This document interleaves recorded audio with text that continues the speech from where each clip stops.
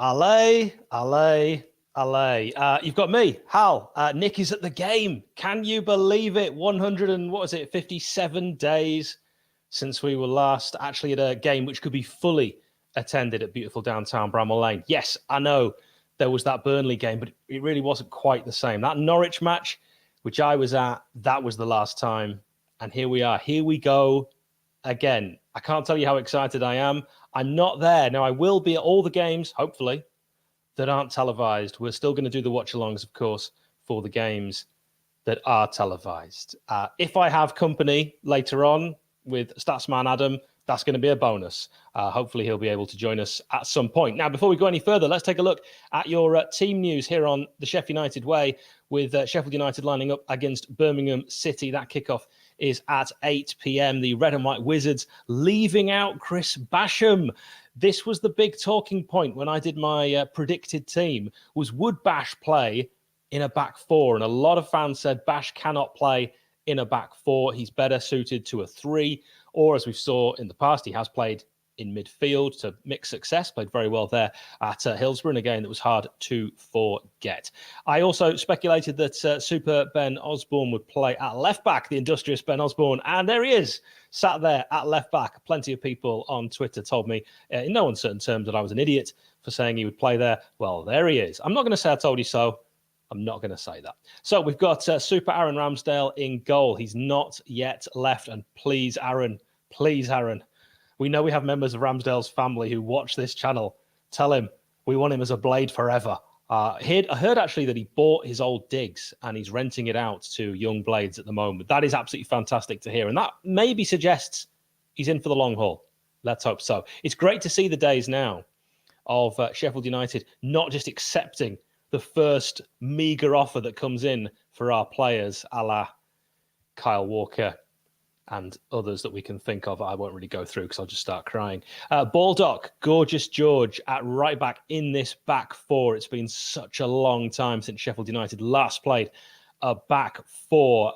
Egan, who we think is the captain, Jackie Long throw, and as I mentioned, Ben Osborne. Then in the middle, it's a three, which will work with Oliver Norwood dropping back. You've got on the left, John Fleck. On the right, Sander Berger. Originally, when Sander Berger was bought, he played in that Norwood role, but he's managed to make that position on the right his own. What a player. What a star. Him and Ramsdale still being here is as good as any new signings we could have made. And we do understand that Ronaldo Vieira will be joining the Blades on loan with a potential £8 million move at the end of that. We'll see. I've done a lot of research on him, and if he does sign, we'll do a full video on that in due course. Then this is the surprise for me.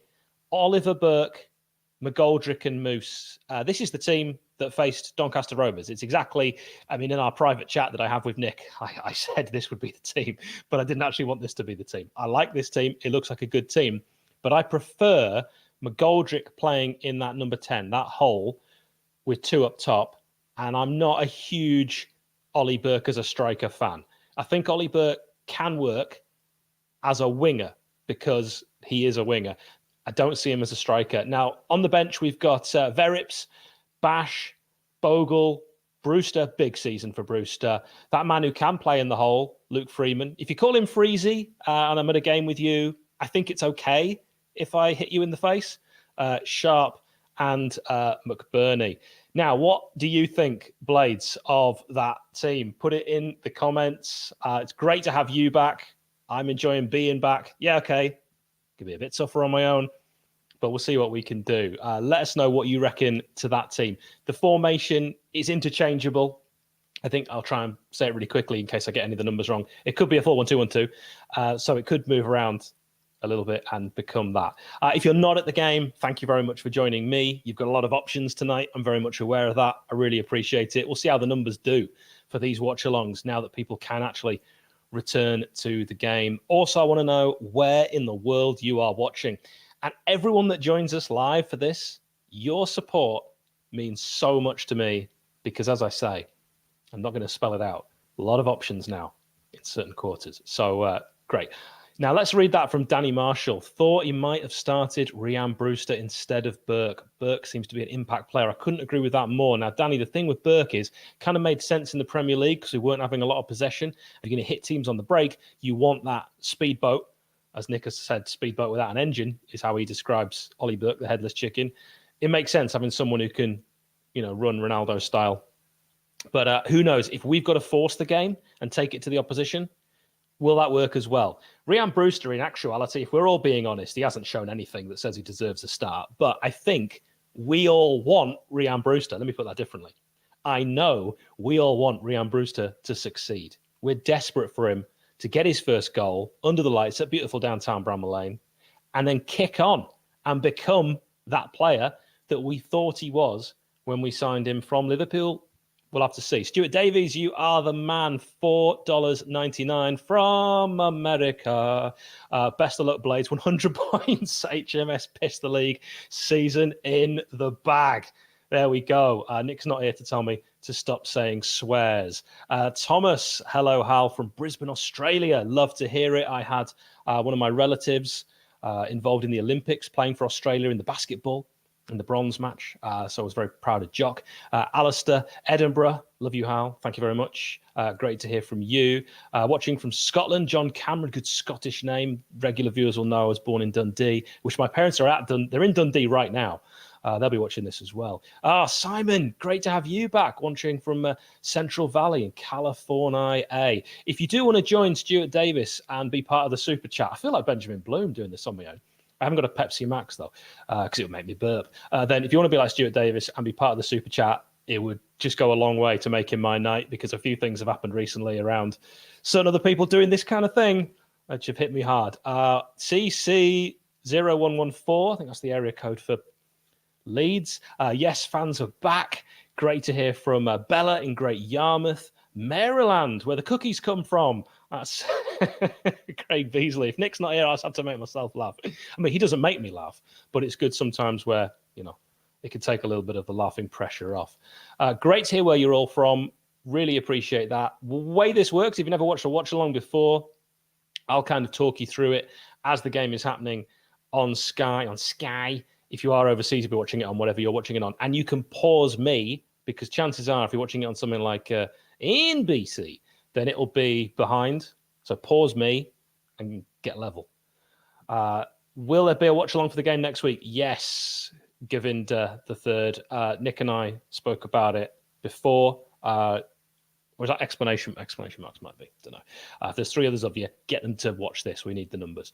Yeah, we're going to do watch along for Swansea. Nick and I were talking about it. It's going to be really difficult for us to go. So we're actually going to do a watch along for that, and we're going to do a watch along for West Bromwich Albion as well. Good of you lot telling me where you're watching on ESPN Plus, DAZN, other places. It's good to be back doing these watch alongs. It's been far too long. And far too long since I've been back at beautiful downtown Bramall Lane. I'm hoping to go, as I say, when I kick this off, to the games that aren't on the telly.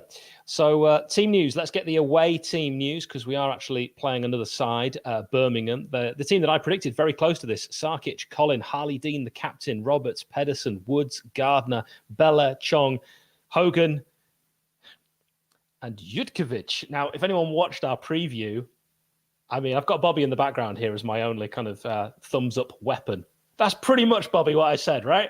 Yes, I love getting this right. So that is a 4-4-2 for Boring Bowyer's Birmingham. If you saw Lee Bowyer doing his presser, that man is so dull. Actually, I was going to say something, because I saw Lee Bowyer when he was a younger man in Leeds behave appallingly in a McDonald's, but I'm actually not going to tell that story because it could be libelous. So, I don't have Nick to rein me in. Watching from Somerset, I miss Sheffield. Tom, we all do. Great to have all of you here. Thank you very much for joining. We are going to be doing the watch along as per usual. We've gone through the teams. We are going to do our quiz. The quizzes are back. So if you've not done one of these before, it's just a case of whoever gets them right in the comments. The prize is my respect. And really, that is priceless. First question.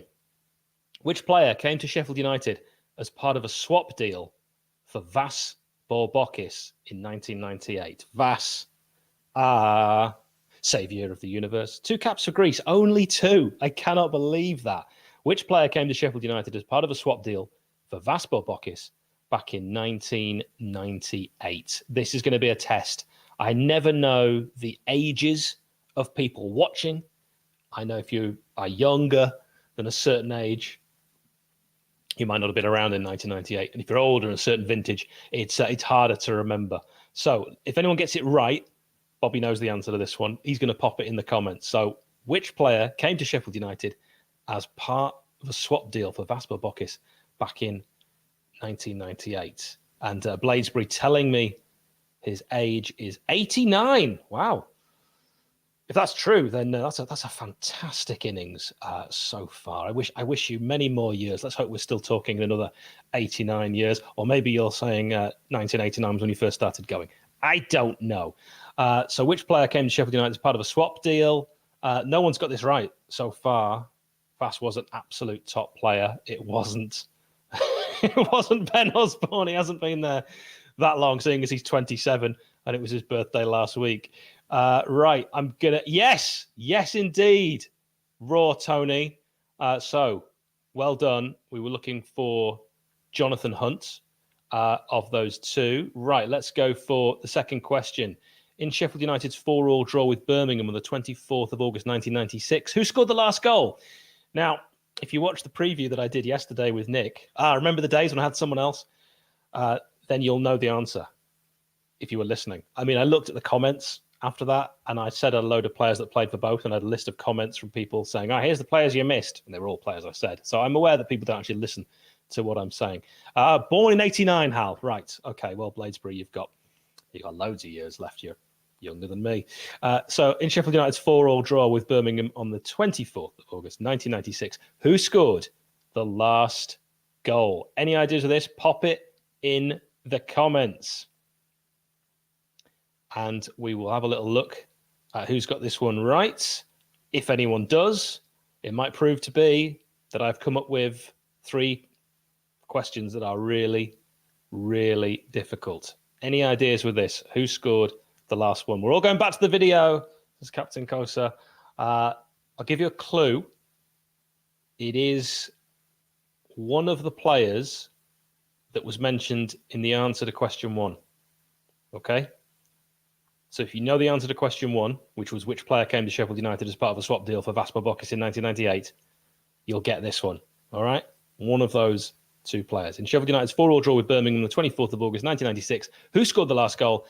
It was a game where Birmingham were 2-0 up. Then the Blades scored 4, and it was 4-2.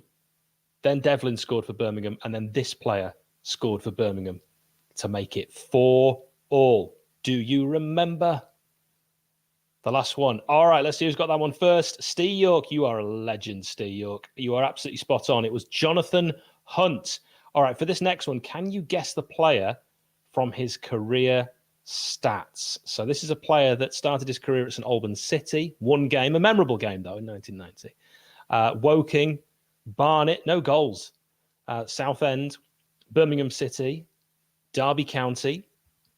The Blades on loan. We were obviously impressed enough to sign him.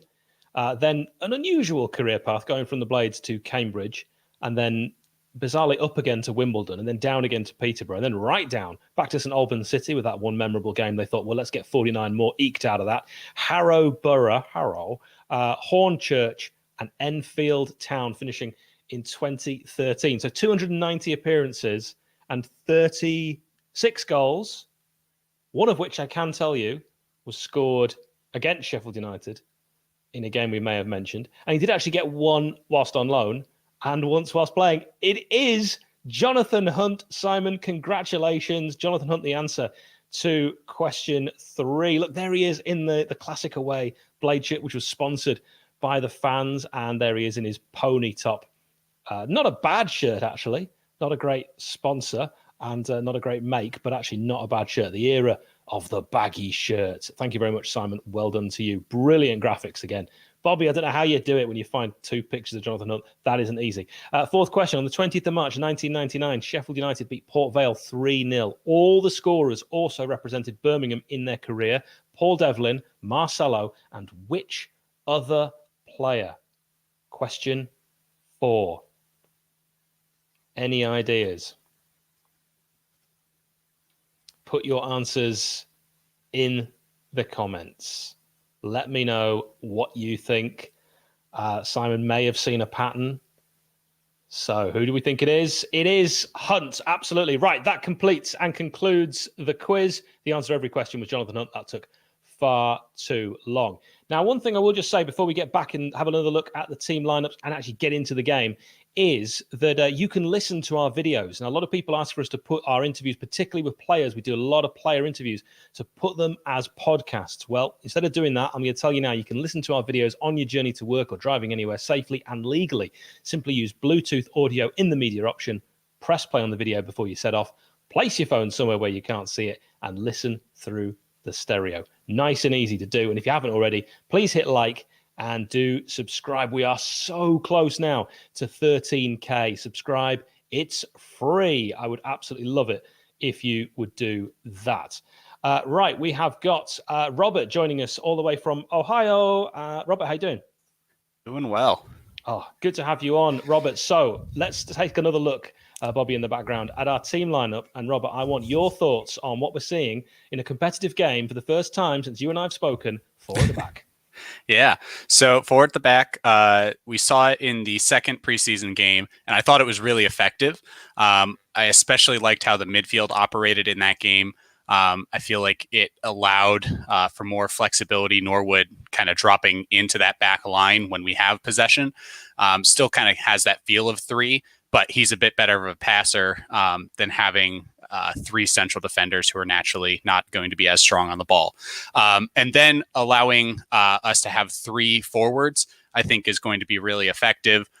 Obviously, there's some discussion. Do you have Ollie Burke? Do you have Rhian Brewster? Like you talked about earlier, I think Burke being a more natural winger based on his past career, I think it's going to be good to have him starting. We'll see moving forward if it's going to be him or Brewster as the season goes on. But I think starting him, he also, I think, scored in one of the preseason games, whereas Brewster didn't. So, not that two games are going to be a lot to base this lineup on. But there it is, Robert. I think the thing is, the preseason last season, when we went to Scotland, and the games were a mess. They were rained off in cases. The training facilities were appalling. And we thought that was the worst preseason we could ever have. Mm-hmm. And now we've had one game against Europa Point, a team that regularly get beaten in double figures, and a game against Doncaster Rovers where they had trialists. So really tough to base anything on what we saw in those games. So are you thinking actually that's very mixed experiment? We've got Adam here as well. This mixed experiment, Robert, do you think it's going to be almost impossible to judge anything until we actually get the ball out on the grass today?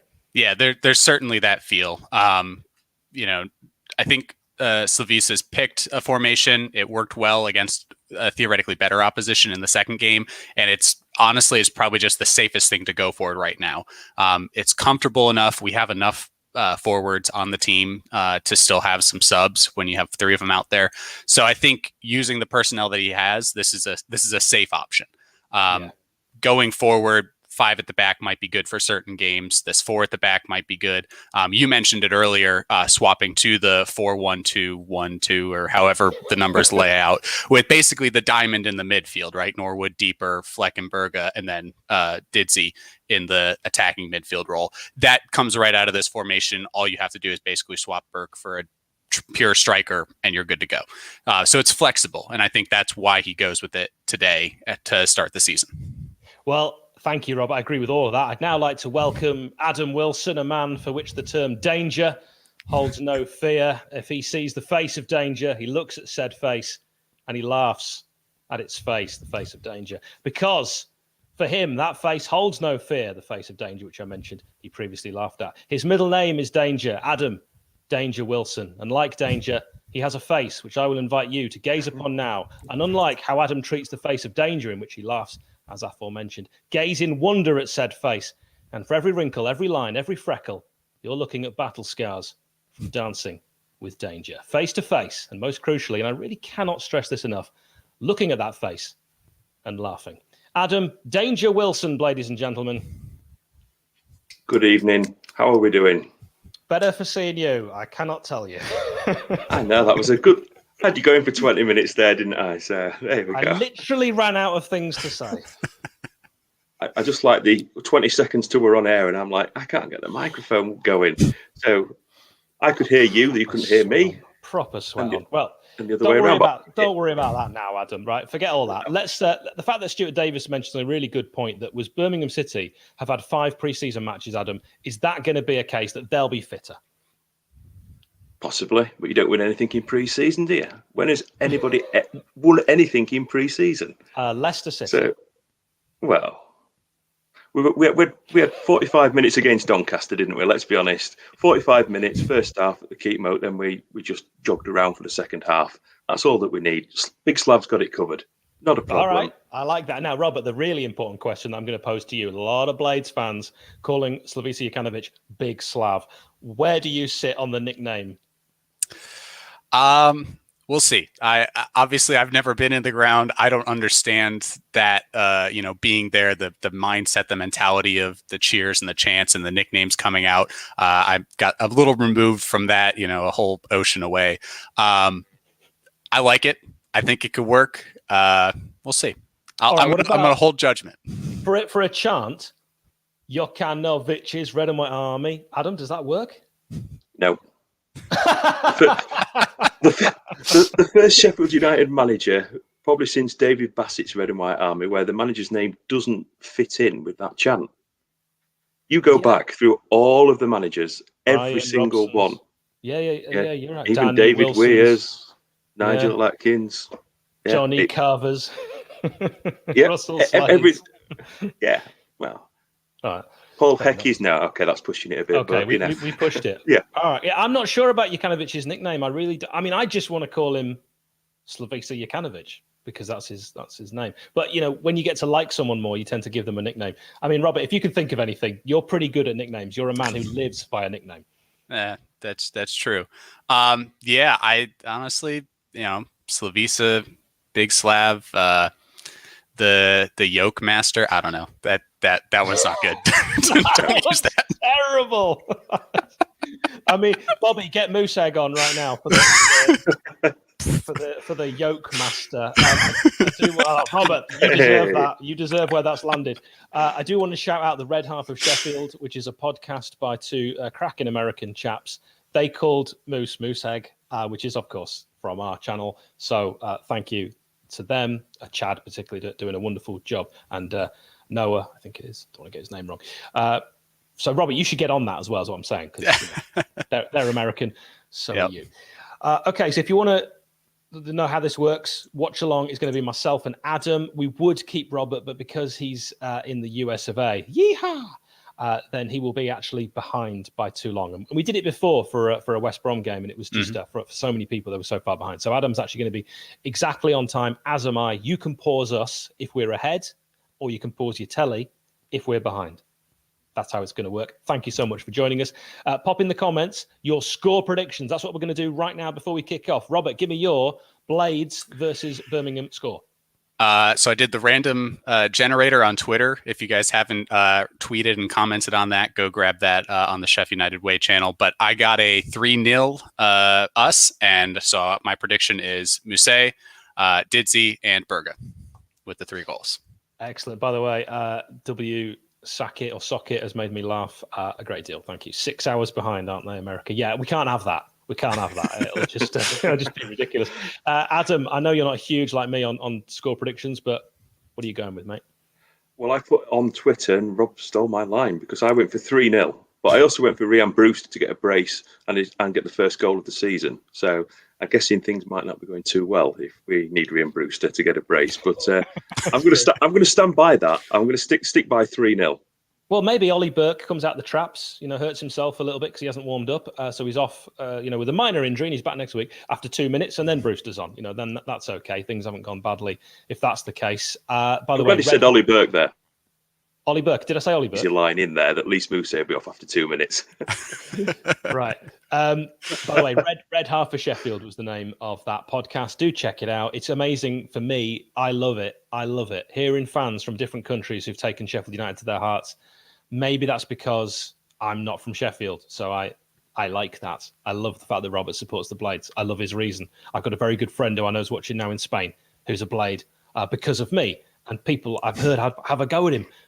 but he's a proper Blade. He's been over to watch games. He's done away games. He's done home games. And when Robert comes to Bramall Lane, Robert, I don't care where I am. I'm going to be there to greet you.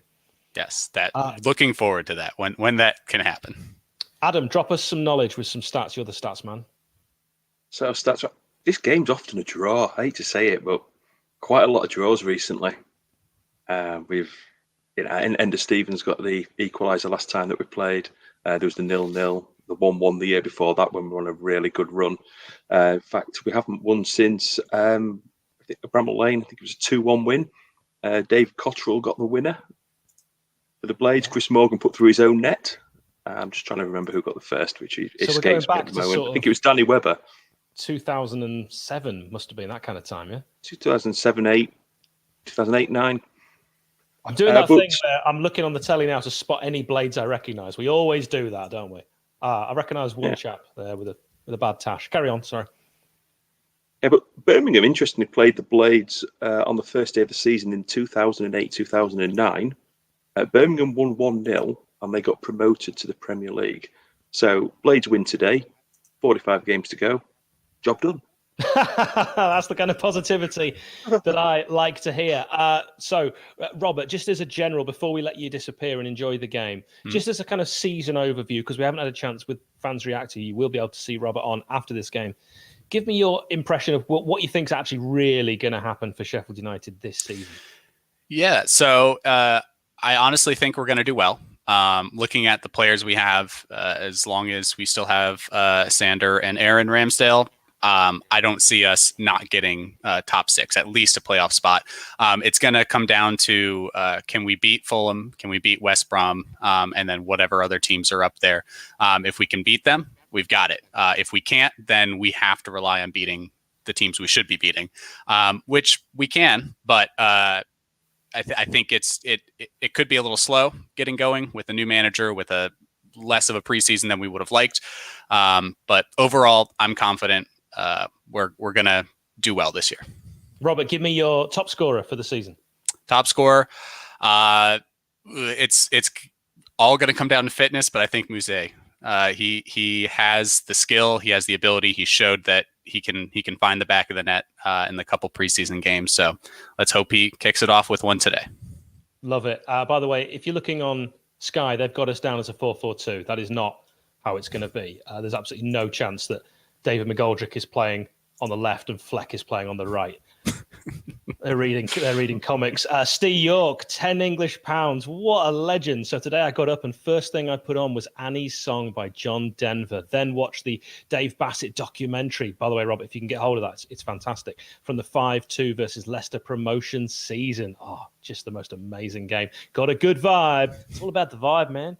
And all about this season. Up the Blades, Steve York. C'est magnifique. You are my favorite. If you would like to be a part of the super chat, the money that you give to us all goes towards me. Finally, Robert, your player of the season, please. Player of the season? I said it last year. Aaron Ramsdale was the player of the year, hands down, had to be. And that mainly is because when you're a losing team and you don't lose as badly, it's because of the goalkeeper. I'm hoping that he doesn't have to be our player of the season this year. So I'm going to go with Sander Berge. I love it. Bobby, let's just put the team back on one more time, just for those joining, because we're about to kick off. And this is not a 4-4-2. This is how the Blades are actually lining up. You can trust the Sheffield United way. Rammers, Baldock, Egan, the captain, Jackie Longthrow. We've got the industrious Ben Osborne, Sander Berge, Oliver Norwood, John Fleck, Ollie Burke, Lise Museg, and Didsey. On the bench, Verips, that man, Chris Basham, Jayden Bogle, the best signing of last season, along with Aaron Ramsdale. Rhian Brewster, Luke Freeman, don't call him Freezy, Billy Sharp scores goals, and Ollie McBurney, pal. Robert, thank you very much. We'll see you again at half-time. Really appreciate it. Looking forward to it. All right, take care, chaps. Ohio, back to myself and Adam. Adam, any more knowledge to drop us before we kick off? So, Blades managers' first league game at home. Let's have a look at some of the past ones. So, before Nigel Clough was the last one to start at home, 3-1 win against Crewe. David Weir, first day of the season against Notts County, a 2-1 win. Going ahead of that, a 2-2 draw for Brian Robson with Colchester. Before that, Neil Warnock, 1-0 against Pompey. Steve Bruce won his first game, 2-1 against Swindon. Nigel Spackman, a 2-0 win against Sunderland going before that.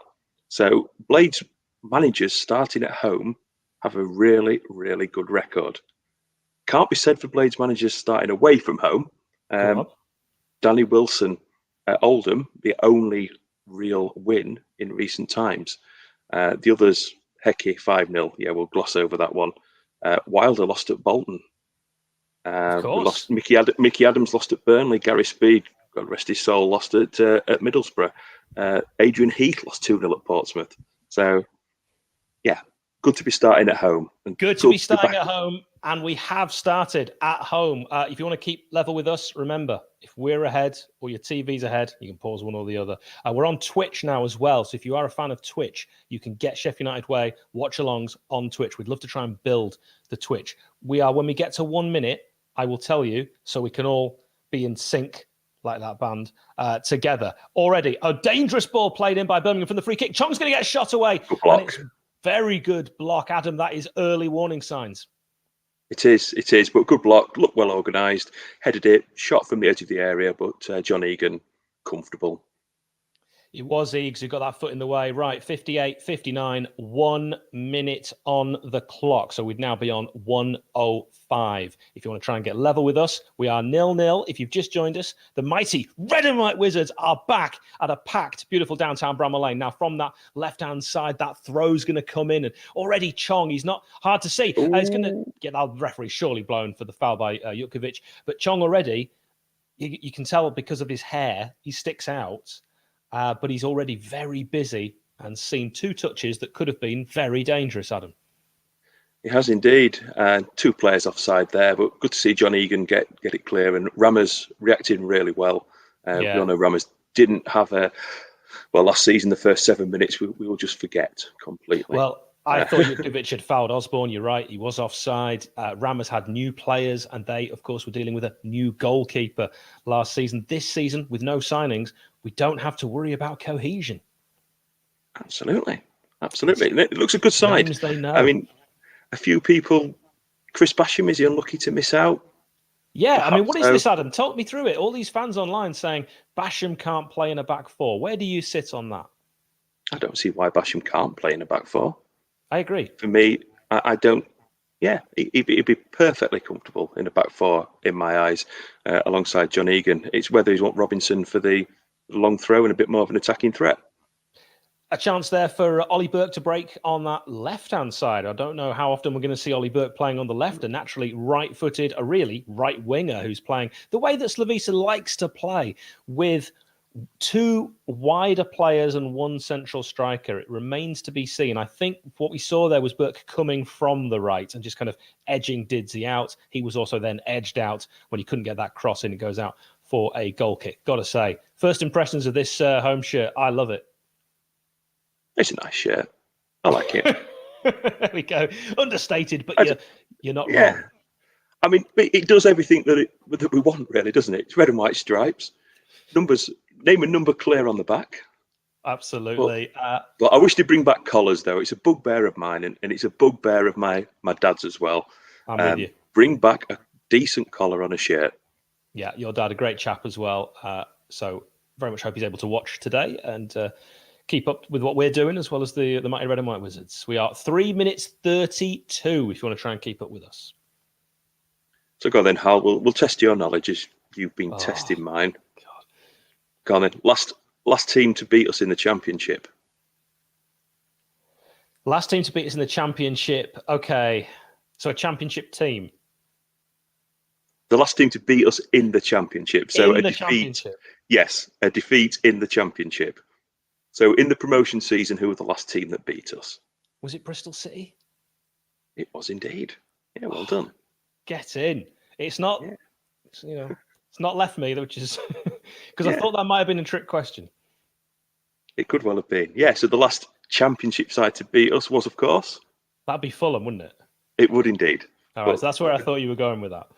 Yeah, but 4 minutes into the season, that would be incredibly harsh of me.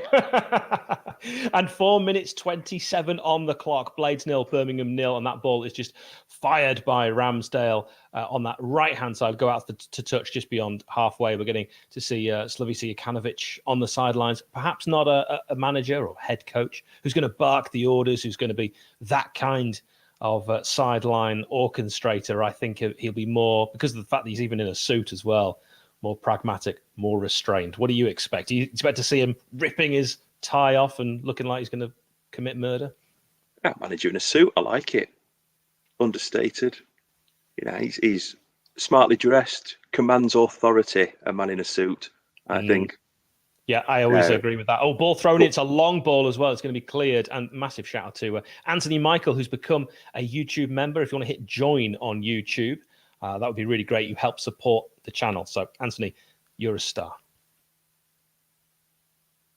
I think Slav's going to have his good backroom staff behind him, though. I think he's brought in a good team. I think that's going to be crucial. What we saw the success that Chris had with Alan as his number 2, and that was pivotal. So I think it needs to be pivotal again for the Blades here.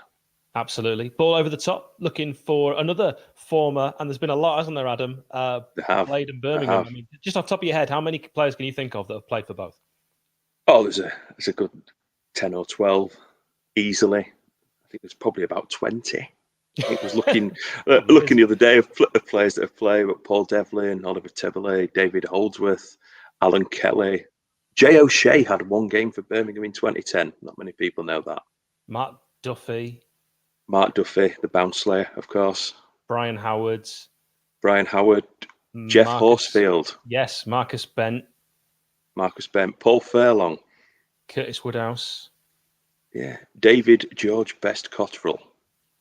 Obviously, Jonathan Hunt, I've got to say him now. Yeah. Right, as this ball is being sort of pushed around in the midfield, it's another offside. Birmingham, at the moment, have been caught offside 3 times. Is that a case of the Blades playing a high line, or Birmingham early season sloppy? No, they look very high up, and it's noticeable that on both occasions it's the 2 centre-backs that have been back and the 2 full-backs, as they are now, not wing-backs, of course, in this formation, are slightly further forward. So the Blades seem comfortable to deal with that, and it's a relatively new back 4. I know we said communication would be different, but a back 4 is different from a team that has played a back 5 for so many years to come. They haven't got the support of, if one player makes an error, then there's somebody running in behind. So they've got to get used to this 4. Adam, when was the last time we played a 4? It would have been under Chris Wilder. Actually, but just hold that thought, because here's Birmingham on this left-hand side, offside again. So, yeah, I'm saying that's 4 times. And also, last time, Adam, back 4. I think it's got to be a cup game, isn't it? Maybe we changed it. We changed for was it Gillingham under Wilder for the first time? But so would it have been before that maybe the Millwall game was the last time? Yeah, I'm just thinking, was the Burton home game a back 4?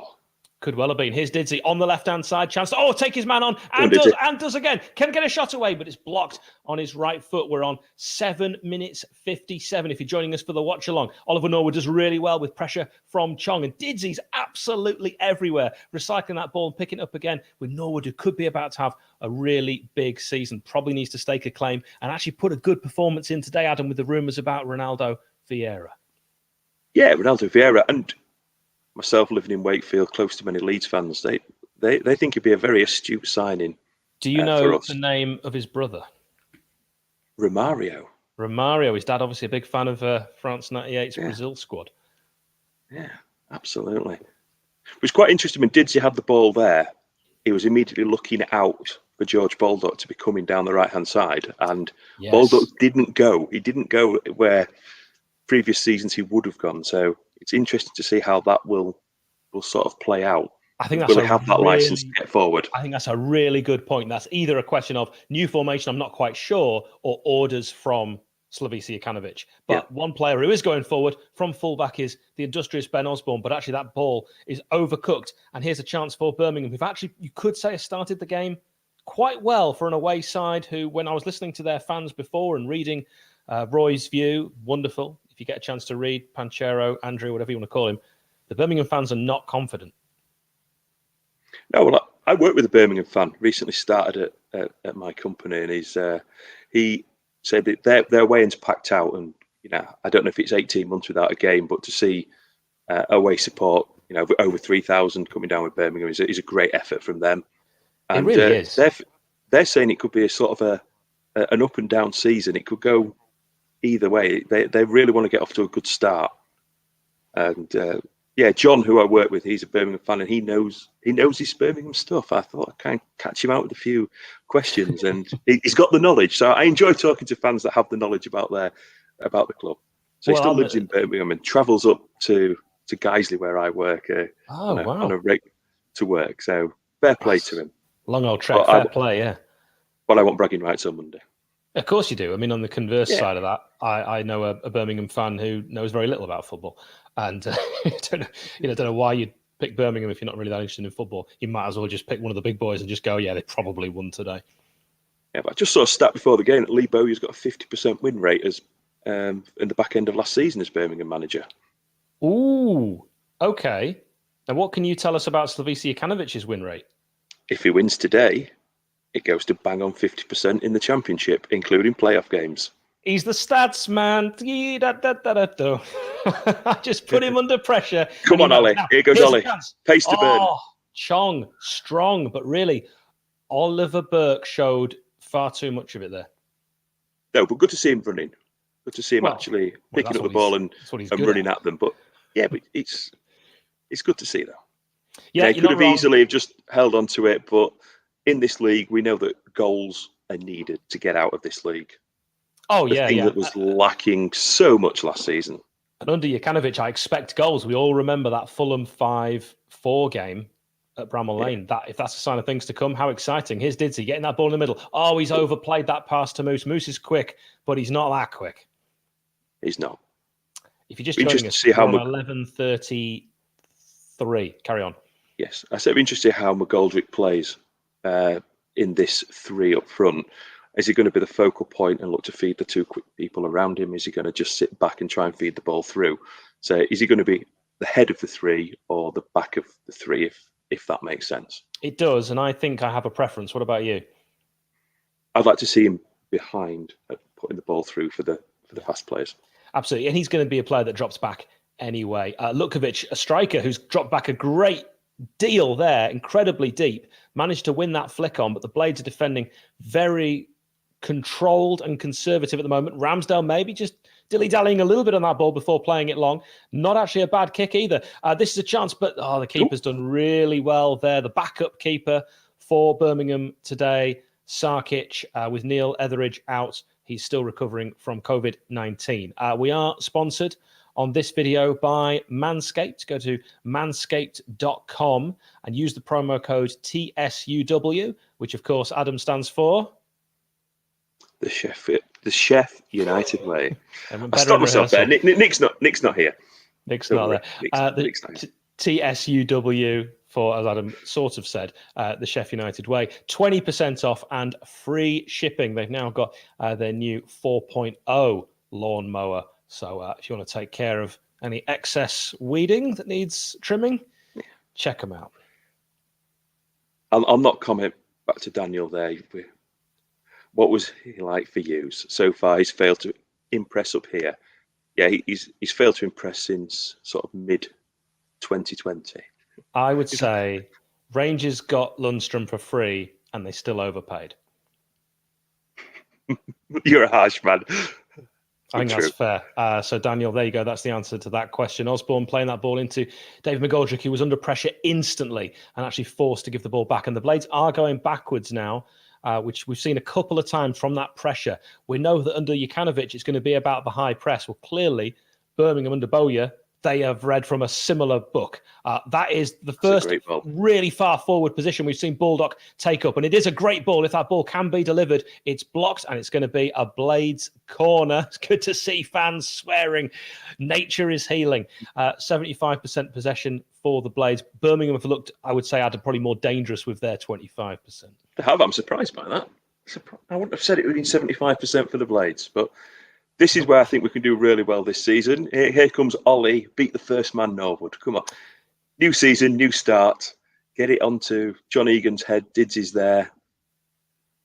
Be positive. Be positive. They've got big boys, though, haven't they? Birmingham, Captain Harley Dean, Pedersen, just to name a couple. Jutkovic, of course, the really big man, and it is won by the Blues. Here's the industrious Ben Osborne. You wouldn't put him in the box. What's the point? He's 5'7" if he's a day. So he's going to get a chance to try and whip the ball back in, but he's struggling initially. He'll use Didsy. Then he does get a great ball in, but there's no one there, and it's cleared. And here's a chance for Chong to bring it away. He does really well, saw the pressure coming, so checked back.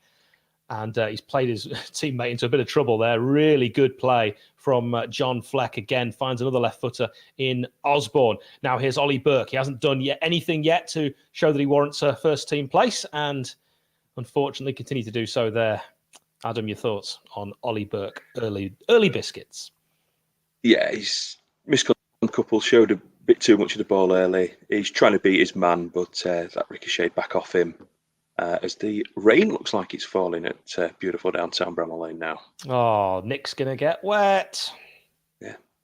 Good to see Fleck.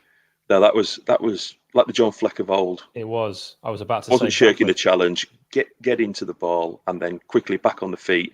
He wasn't shirking that. Some players would have shirked that challenge because that was a 50-50, but there was only one winner. Really good from Fleck. He's not a shirker. He's not a Sherpa. He's never led me up a mountain. We are on 15-50.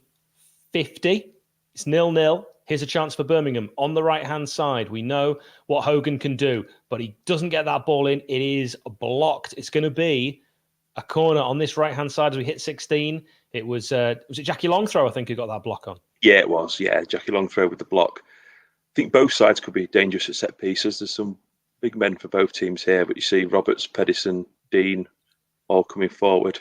Yeah, you're just like they're going to names of the players that you can see on the camera there. Absolutely. Yeah, absolutely. Nice to be able to see, though, isn't it? I mean, tell you one thing: you can really read the numbers on the back of the Birmingham City shirts. 17 headed goals last season. There you go. I'll read another stat. I don't want that stat. That's a bad stat. It's not a bad corner, but really poor connection there. A chance for Birmingham with Gardner to actually get a decent shot away. If he'd got his right foot just wrapped around that, I think that could have been a decent volley or half volley. So good opportunity. Didn't connect, thankfully, for the Blades. By the way, Michael Brown, oh Lord, says Joe from Just Joe podcast just said he doesn't mind Ronaldo Vieira going to the Blades as he likes the Blades. That must be my influence. So that'd be good. I mean, Ronaldo Vieira, I don't want to. I want to keep my powder dry because I've done so much research on him and there's so many things I could say.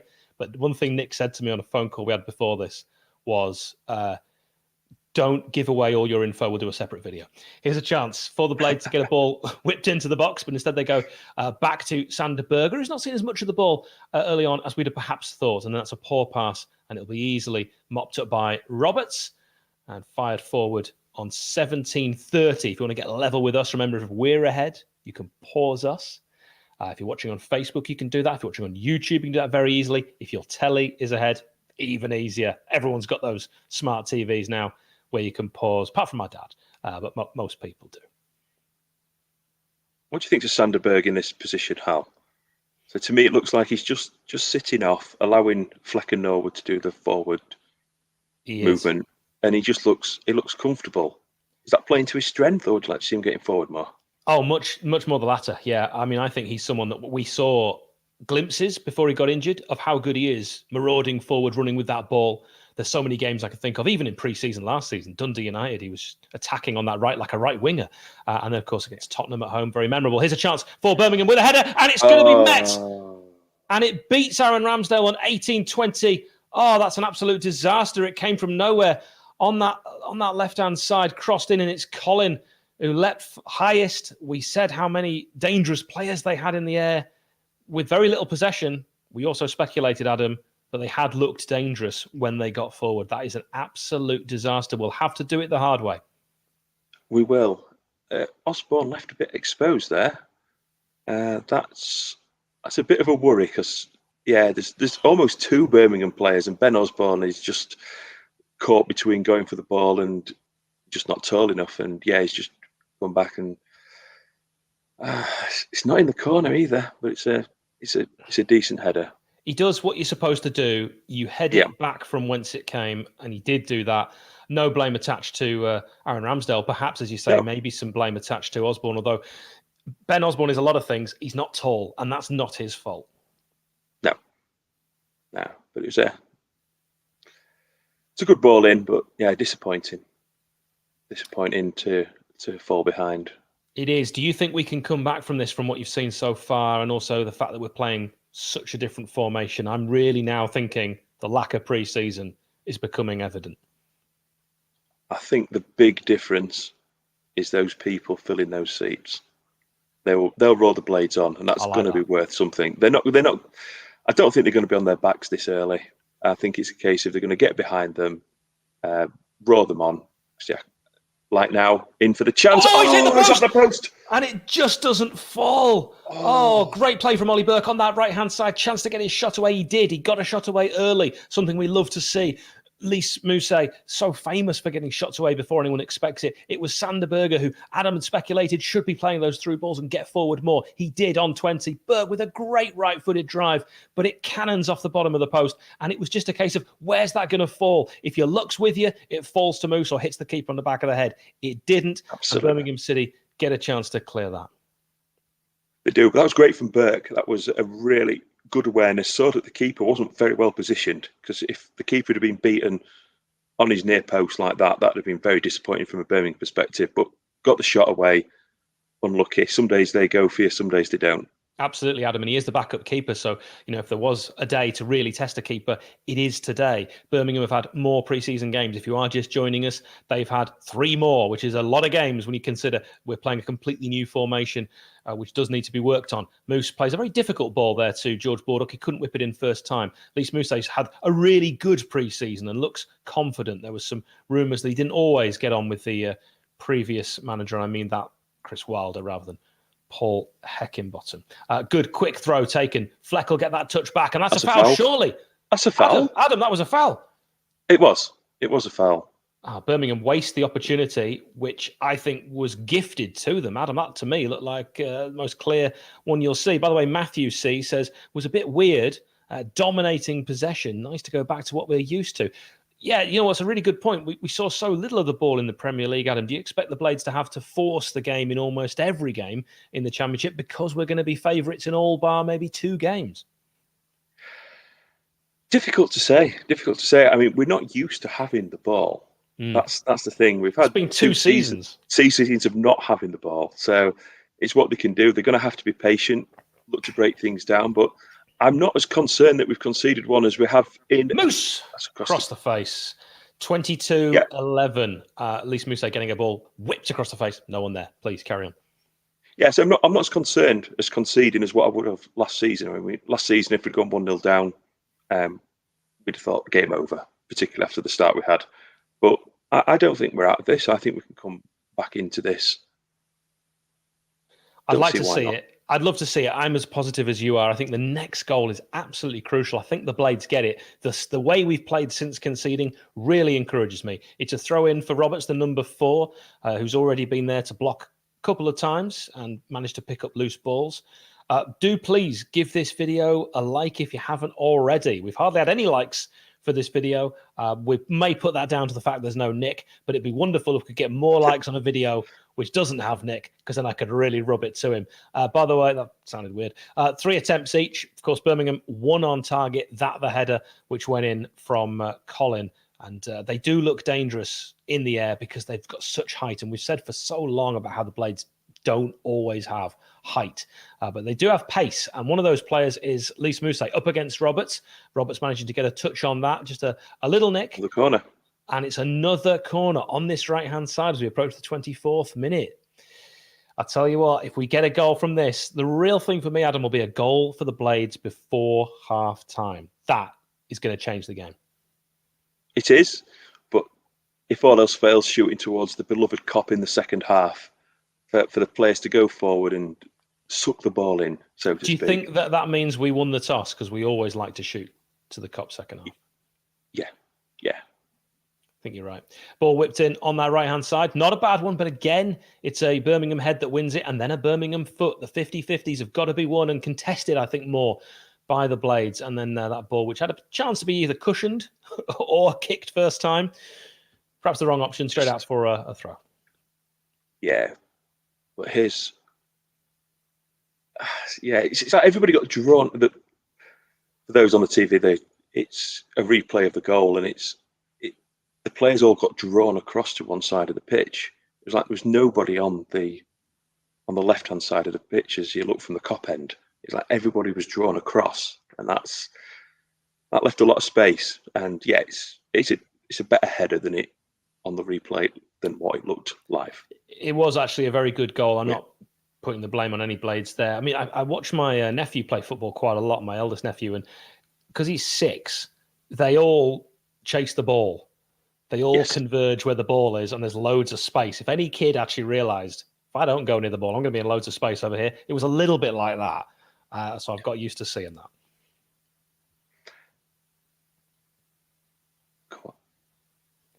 Ball chipped in. Comfortable for Ramsdale. Absolutely comfortable. He'll take them all day. 25 minutes, 17. Here's Ben Osborne. Can he get past his man? He can, because he cuts inside and then finds David McGoldrick, who will not be wanting to give the ball away. He very, very rarely does as well. He's so good with the ball to feet.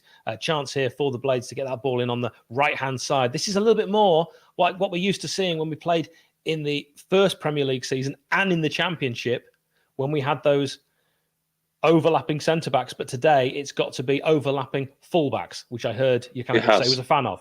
And that was an offside, I think, there from Baldock. So are we going to get to see a lot more of that then, Adam?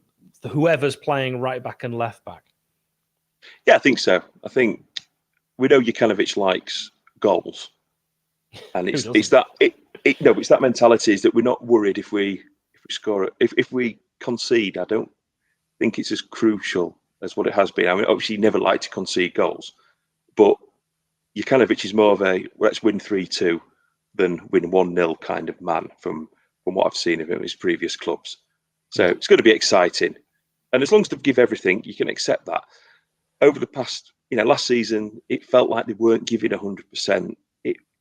In some games, it was frustrating. They didn't leave everything out on the pitch. Whereas I think this season, they leave everything out there. Yeah, certain players that we can think of. We shall mention no names. Baldock has given away a foul on Gardner. I've got to say, I didn't think that was a foul at all. Gardner's got a hold of Baldock's shirt, as you can quite clearly see there. As soon as he lets go of his shirt, the referee gave a free kick. I thought it was absolutely bizarre. We're on 26:59. If you want to try and get level with us, this is a very dangerous position for a free kick as well. We've already seen what they can do in the air. It's on the left-hand side, around 25 yards away from the touchline. Aaron Ramsdale organising his troops. There's 2 lines, one of blue, one of red and white. And for some reason, Ollie Norwood's pulled one short up. I don't know why he's done that. A lot of thigh on display. That's not going to help anyone. And he's going to be marking, by the looks of it, Pedersen. We shall see. They've got so many men forward here, Birmingham. It's a really good delivery. It gets that flick on, but it's always rising. And it goes over gratefully Aaron Ramsdale's bar. And we are still, I hate saying this, 1-0 down. And crikey, Adam, I didn't think we'd be saying this. I genuinely didn't. My predictor, by the way, when I did that on the Twitter, which you can do by following at Sheff United Ways, you can see wonderful symmetry. Bobby in the background's put that at the bottom. Here's a chance, by the way, for Didsey, but it's caught by Sarkic. I had 3-1 Blades, so let's hope so. Because, or 4-1. The point is, I had the 1 for Birmingham, and I did say on Twitter, I bet they score first. So I'm still remaining very, very hopeful. We're on 28-10. Wow, the rain's really coming down, Adam. Yeah, I think that'll suit us. Fast players, bit of pace, zip in behind, run behind the big centre halves. I think that'll suit us. I really do. Tim Robinson, the referee today. He's from West Sussex. The last time he refereed us was a League Cup defeat in 2019 to Sunderland. So I want to put that right today so that he's in charge of a Blades win. And I tell you what, it's been a while. This is a great point from Matthew again. He's going to have to be part of the channel. This is the first time in 545 days I felt confident we will score after going 1 down. And I feel the same, and I know you feel the same, because Adam, you and I are uniquely positive. But that ball whipped in by Birmingham, and John Fleck will have to get a clearance away, which is blocked, and it'll rebound for a goal kick. Got a bit lucky there, bang on 29. Yeah, but there seems an air of confidence. It doesn't feel too deflating at 1-0 down. There's an hour to go in this game, over an hour. There's firepower on the bench. There's Mr. I score goals, Billy Sharp. McBurney's got a lot to prove. Brewster's got a lot to prove. There are A lot. attacking options. How a much lot of attacking stock? options. How much stock do you put in McBurney's previous record in the championship and Brewster's, admittedly small sample size, previous record with Swansea? I think McBurney's is crucial. I think he'll really do well this season. He's not. Is he first choice? Doesn't look like it at the moment, but it'd be interesting when Billy's fit, when McBurney is fully fit. Are they going to be the ones that are going to be leading the line? All right, everyone's fit, Adam. Give me your front three if we're playing a three. Oh. It's tricky. It's really tricky because you've got McGoldrick and you've got McBurney.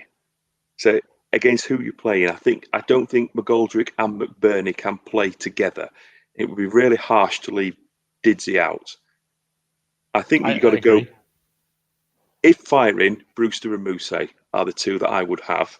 Yeah, that's what I did. Billy, as well. with Billy for 20 minutes to half an hour when in need of a goal. Yeah, but Billy Sharp scores goals. So it's the McGoldrick McBurney one. That's where it's really, really difficult because both offer so much in differing ways. I think when we need hustle and bustle and you're in a battle, which in many championship games you will be. So talking Blackpool away, for example, that's tailor-made for someone like Oliver McBurney to get stuck in. But then you need I agree with that. Small pitch, though, not lots of room to work with. By the way, pop your comments of which front three you'd like to see. That's not easy to say. Oh, wow. Here's a chance for Birmingham City on the right-hand side, crossed into the front of the goal, the frame, 6 yards out, and Aaron Ramsdale will comfortably collect that. We're on 31-14, and we'll do our very best to keep you updated. Colin, I'd love to put a mirror so that you can actually see the game, and even if you say it's the wrong way around and technically you can't be done for it, you're a barrister. I don't know that that's true. This is the first time Nick's given me the keys and let me run with this on my own. On his channel, I would feel quite bad if that wasn't true. And I said, "Well, Your Honour," Colin said, so I can't risk that. I also don't have a massive mirror that I could do that, but we'll do our best to try and talk you through the game. At the moment, it is a throw in to Birmingham City. On this left-hand side, Slavisa Kanovic's suit is soaked. There's a lot of miserable-looking Blades. I want to see, and I want to be able to hear when I watch this back, Blades fans getting behind the team, because now is the time. If we were there, Adam, you know what we're like when we're at a game together. I can think of Reading away when it was throwing it down. You and I right behind the goal, singing loud and proud. And you said, suck the ball into the goal. We pretty much did that with the John Harley goal. We were just willing it to go in. You got to get behind them. Got to get behind them.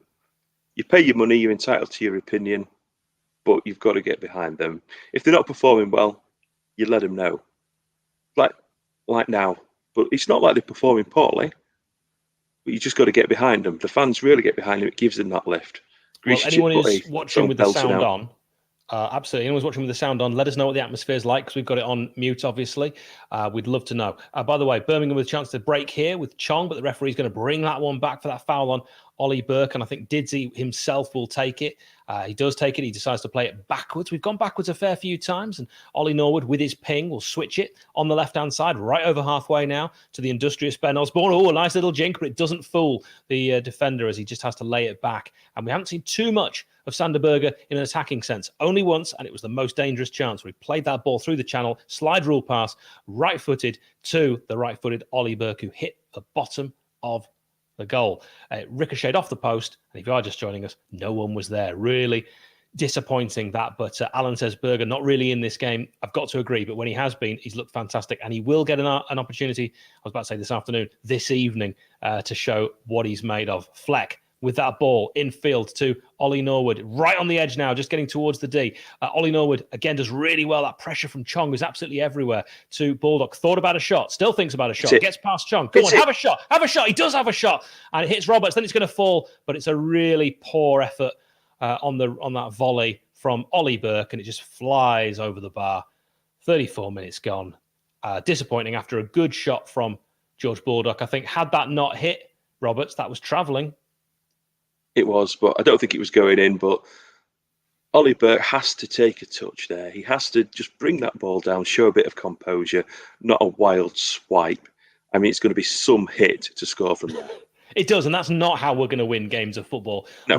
Yeah, exactly. Play as a team. Those are the 1 in 100 shots that go in. Roberts did very well, actually, the Birmingham defender. Let's give some praise. I know we've got Blue Noses in the chat. He had his arms already knowing that shot was coming in, tucked behind him, so he couldn't possibly give a penalty away. And I've got to say, that's one thing I'm really going to enjoy about this season, knowing we're not going to have to stop a play for VAR to review nonsense that's never a penalty and then it's given. We're not going to have to worry when a goal's scored. You quickly look over to the linesman. He hasn't got his flag up, or lineswoman. You just know it's a goal. That is going to be the best thing about being in the Championship. And having watched some of the games, I really love seeing the tackling in last night's game, because you forget tackling's a dead art in the Premier League. It was good to see tackles not only happening, but being allowed to happen. By the way, just a poor ball in there. Sorry, poor touch, I should say, from John Fleck. There's Paul Heckingbottom. I think will always be remembered fondly when you consider his time in the main hot seat, Adam.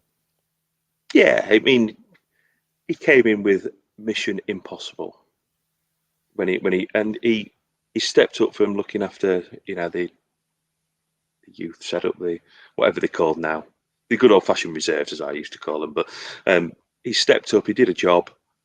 He kept the club together. It was interesting listening to Billy Sharp, how he said that, Billy Sharp and Paul Heckingbottom were the two that kept the club galvanised, and, the reasons why we haven't sold anyone. Yeah. And what do you feel about the fact that we haven't brought anyone in? Are you worried about that? I'm not worried, no. I would be more worried had we seen key outgoings, but we haven't seen the key outgoings. So would you want to bring somebody in to, would you want players in to replace Sanderberg and Aaron Ramsdale? Would you want to be in that position? No. So having those two is almost like two signings, because I agree. Let's be honest, I did not see this setup of players starting this game at the back end of last season. I agree with that. Had we lost Ramsdale with, days before the start of the season, we'd have to find a replacement. That's great play from Moose. Really brilliant play. It's a wonderful ball. And Fleck on his left foot, it gets a block. That was Colin, the goal scorer, who managed to get a foot in. And it's going to be another corner. This was wonderful interchange of play. Really good pace from Lys Moose. God, it's been a long time since we've been able to say that. Superb ball in. That's the second best pass we've seen on a Blades perspective in this match. The first one from Berger, the second one from Lys Moose. And I think John Fleck did as well as he could with the pace and power that cross created to actually get as much on it as he did. But Colin was in the right place. Corner comes in. Again, it's a poor corner. Not a single Blades corner has met a Blade. They've all been Birmingham City heads. They're big heads on big men. They're winning them, and they're putting them back into play. We've got to get that second ball. We've got to win the 50-50s, because so far, Adam, you called it earlier, the set pieces need to be better than they were last season. They do, but let's look at that Fleck chance. That's the furthest John Fleck's been forward in 15 months. It is. And the first season in the Premier League, he was forward an awful lot. Last season, I don't think he got in the opposition box. I don't recall John Fleck having a real gilt-edged chance last season at all. I mean, correct me if I'm wrong, but I just cannot recall one. He had one shot away. It wasn't gilt-edged, but he had a shot against Manchester City away, which I thought was in for all the world. But you're right, it wasn't gilt-edged. By the way, this could be a gilt-edged opportunity now, Adam. Just call it before it happens. Does this corner meet a Blade's head? Yes. All right, good. I like the optimism. It's 38 minutes old, this game, and it's not hit anyone, but it's fallen all the way to... Yeah, and what was that? In the old days, what's that? Three points to Wigan, isn't it? Isn't that the phrase? Yeah, that was three points there too. The Nottingham man, Ben Osborne. The rain absolutely hosing it down. I don't know if the 100 is on tonight, but we're not watching it. But if it's anything like what we're seeing at the moment, that game will not be going ahead. But that would have been hit for 6 by the Trent Rockets supporting Ben Osborne. Absolute shocking effort from the edge of the box. The corner missed everyone. It fell to Ben Osborne on his left foot, leaning back, everything you're told not to do. And he coaches football as well. But sometimes, in the heat of the game, we can forgive him. Ball headed forward, and Roberts, who's seen so much of the ball, will control it nicely and keep it in play with that ball looking for Scott Hogan. And then it's just defended well by the Blades. Going to go out on halfway for a throw-in. Slavisa Jokanovic and Lee Bowyer, both very smartly dressed. I was expecting it to be just Scott Parker who made the real effort. Yeah. And going back to the 100, it's down in Southampton tonight, isn't it? So it might be completely different. It'd be a different climate. Different Completely climate. different climate. Practically The France. northern superchargers, who I had the pleasure of seeing last week. So, who are you supporting in the 100? Northern Superchargers and Trent Rockets. Yeah, I mean, I'm sort of I like Joe Root so much, but of course he's been involved in England at the moment. Did really well actually. I don't want to spoil it for anyone who's recorded the highlights, but Joe Root absolutely incredible today against India. Anyway, we're not talking about cricket. We're talking about the Blades. It's approaching half time. I'm starting to get a little bit more concerned. I said to you I wanted a goal for the Blades before half time to really turn this around. Would you suggest, Adam, a formation change? God forbid. No. You can't change the formation 40 minutes in. Jokanovic has got his way of playing. He's going to stick by that, stand by that.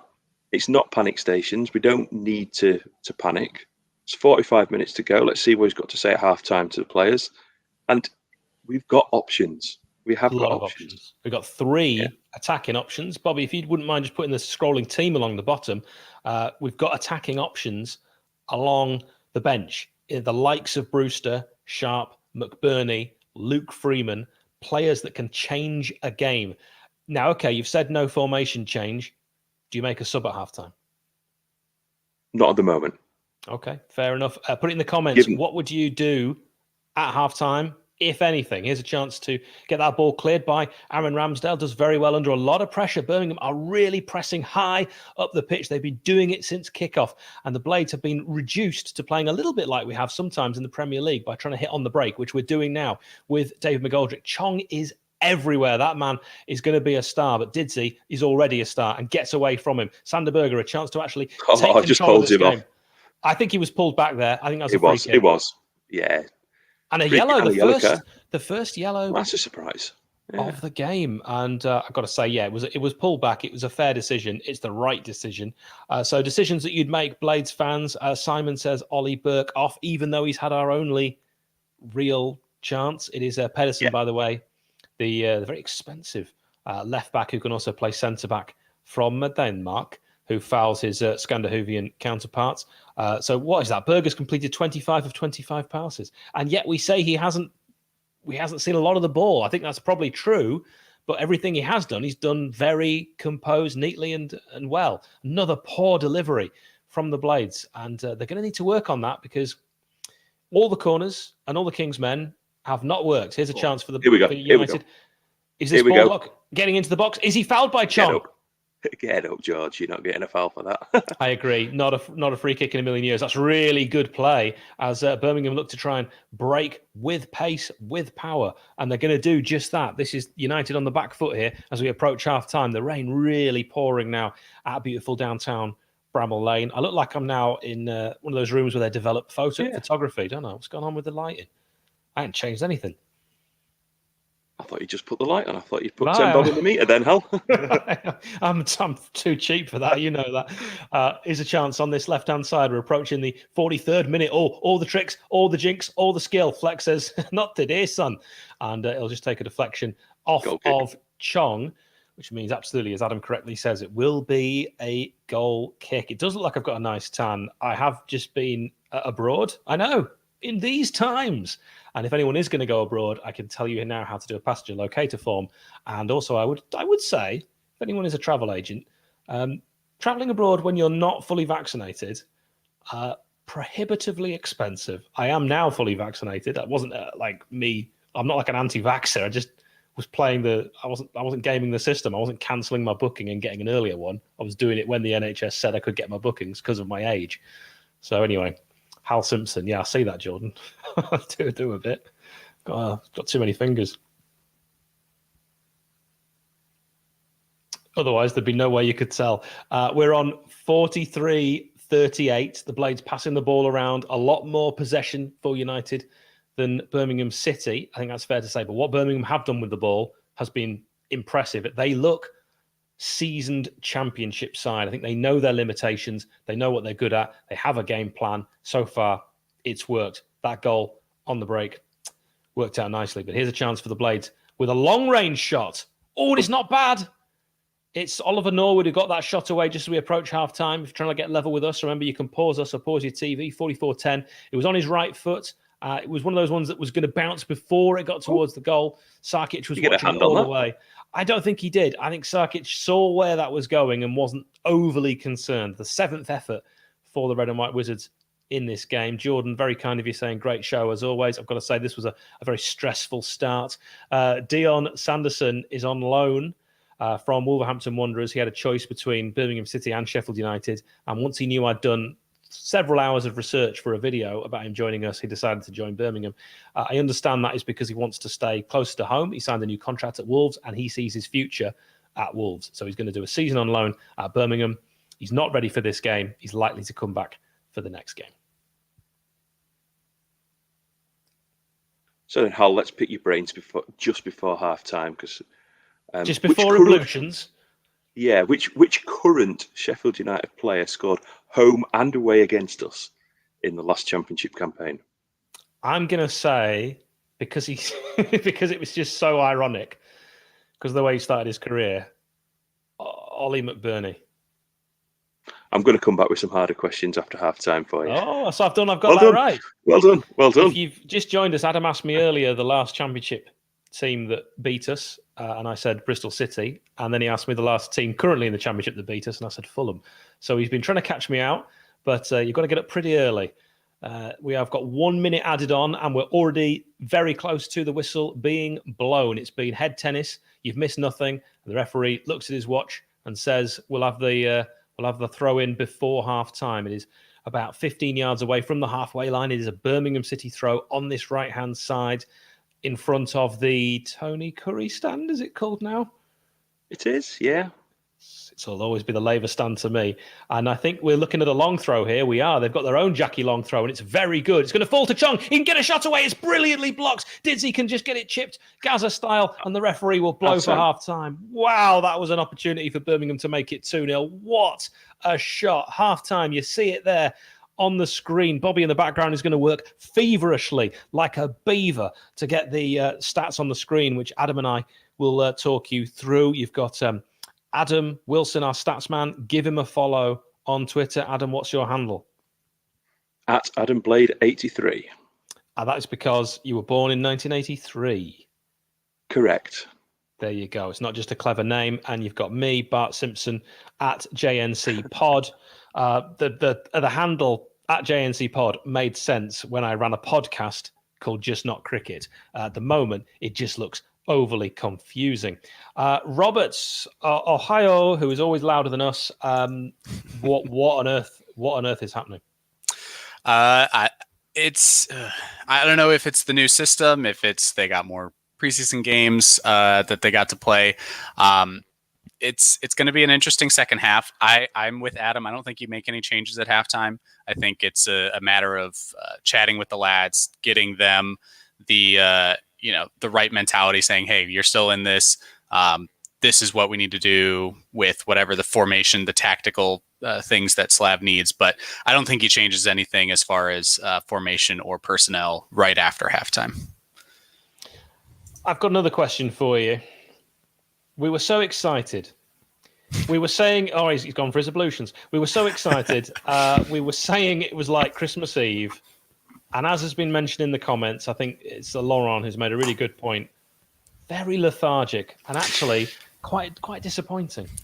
Yeah, and it's interesting. Maybe this is just because Birmingham had that really good opportunity where they got the cross in, they got a header. Obviously, Osborne, Ramsdale were kind of caught out there just due to the way that formation was going to shift over to where the ball was. But Osborne doesn't have the height to challenge, and Ramsdale was coming back, and that's what you do. Like you said, you head the ball back to the other corner. So maybe it's because they got the goal that now Birmingham City is sitting back. That could be part of this. But yeah, just from the get-go, we've been caught between passing amongst ourselves in the back and then launching a ball forward and hoping Mousse or Burke can hit it. And that's looks like last year, but we have more possession. It's exactly that. Let's look at the stats right now and talk about that possession. 75% for the Blades. Robert, unheard of in our previous two seasons. Yes, definitely. And we're getting the shots. They're on target. It's lethargic, I think, is probably the best word.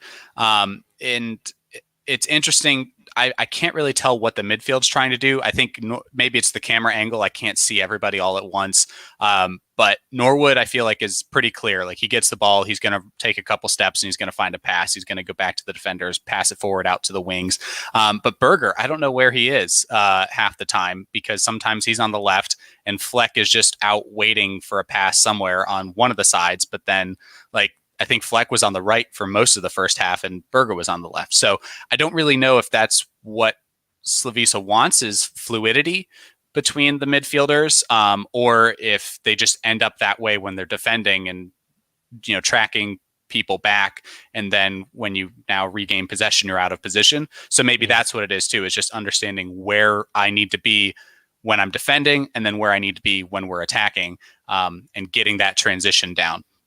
Because right now it kind of looks a little sloppy, other than the ball over the top, somebody gets it, Mousse or Burke, and then you got like one chance before you get it again. The thing is with that is the way we were playing in the Premier League, and it didn't work for goals. That ball over the top is a desperate play. And right. Wonderful point, actually, from Luke. No good having all that possession and doing nothing. Let's just look at these stats. So if you looked at these stats and you didn't know the score, if you blocked your hand over the score at the top, you would say that Sheffield United should be winning this game. If you're playing Football Manager, you look at this and you go, all right, we've been better. We've been a lot better in every key department. More corners, more shots on target. We've had better pass success rate. Most of that is down to Sander Berger with his 25 out of 25 that have been all spot on. But there hasn't been at any point in this game where I thought that's definitely going to be a goal for the Blades. Right. And that's where, like, again, the one that went off the post with Ollie Burke, I think that was really close. It just unfortunately didn't bounce to someone in a red and white shirt. We had, I think Norwood's shot was pretty good, but Osborne's had a couple that just kind of like go way out of nowhere. Like it's just not like quality. There's a lack of quality. And we've been saying this for years. There's a lack of quality up front. I don't know if it's necessarily that same issue that we've had in the past years. Right now, it's okay. Now we have possession. What do we do with it? And we're not sure. We're not confident in how we should be running off of the ball, on the ball. Do we press the line? Do we draw back? Are we looking for a pass forward, pass back, out to the side, into the middle? I think that's where what we're seeing right now is a lack of familiarity with the formation.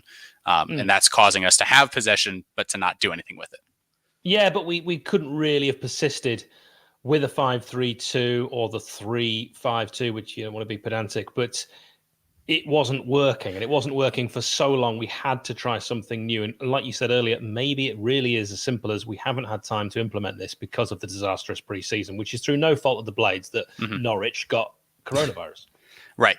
And then I think we had a couple of our practices right at the tail end of Gibraltar, I think, got cut short for a couple of days, I'd heard. So there's definitely, like, it's just a bizarre, that post COVID times, it's just bizarre all over the place. And so I think that's definitely hampering us a bit. Obviously, you're right. We're not going to be able to just go and say, cool, 5-3-2 or 5-2-3 or whatever, and just say go. Even with a new manager, if we put out the players in the same spots, it would still be like questions if you haven't been able to practice it for more than 2 games. Yeah. Got to say, when looking at the stats, I don't remember 5 shots on target. Yeah, that was a little bizarre. I listed like 2 in my head. I'm like, okay, and that's it, I think. I'm not questioning Bobby. I'll take it. Right, so maybe a shot on the post counts as on target, even though it's not. So really good point here from Stuart, who makes lots of good points. I know a centre-half who is aggressive through the middle. Bash. I mean, were we still playing 3 at the back, right? Mm-hmm. You'd have had Jackie long throw where Colin was, Egan, and then Bash where the cross came in from. Right. Could it have been a different outcome then?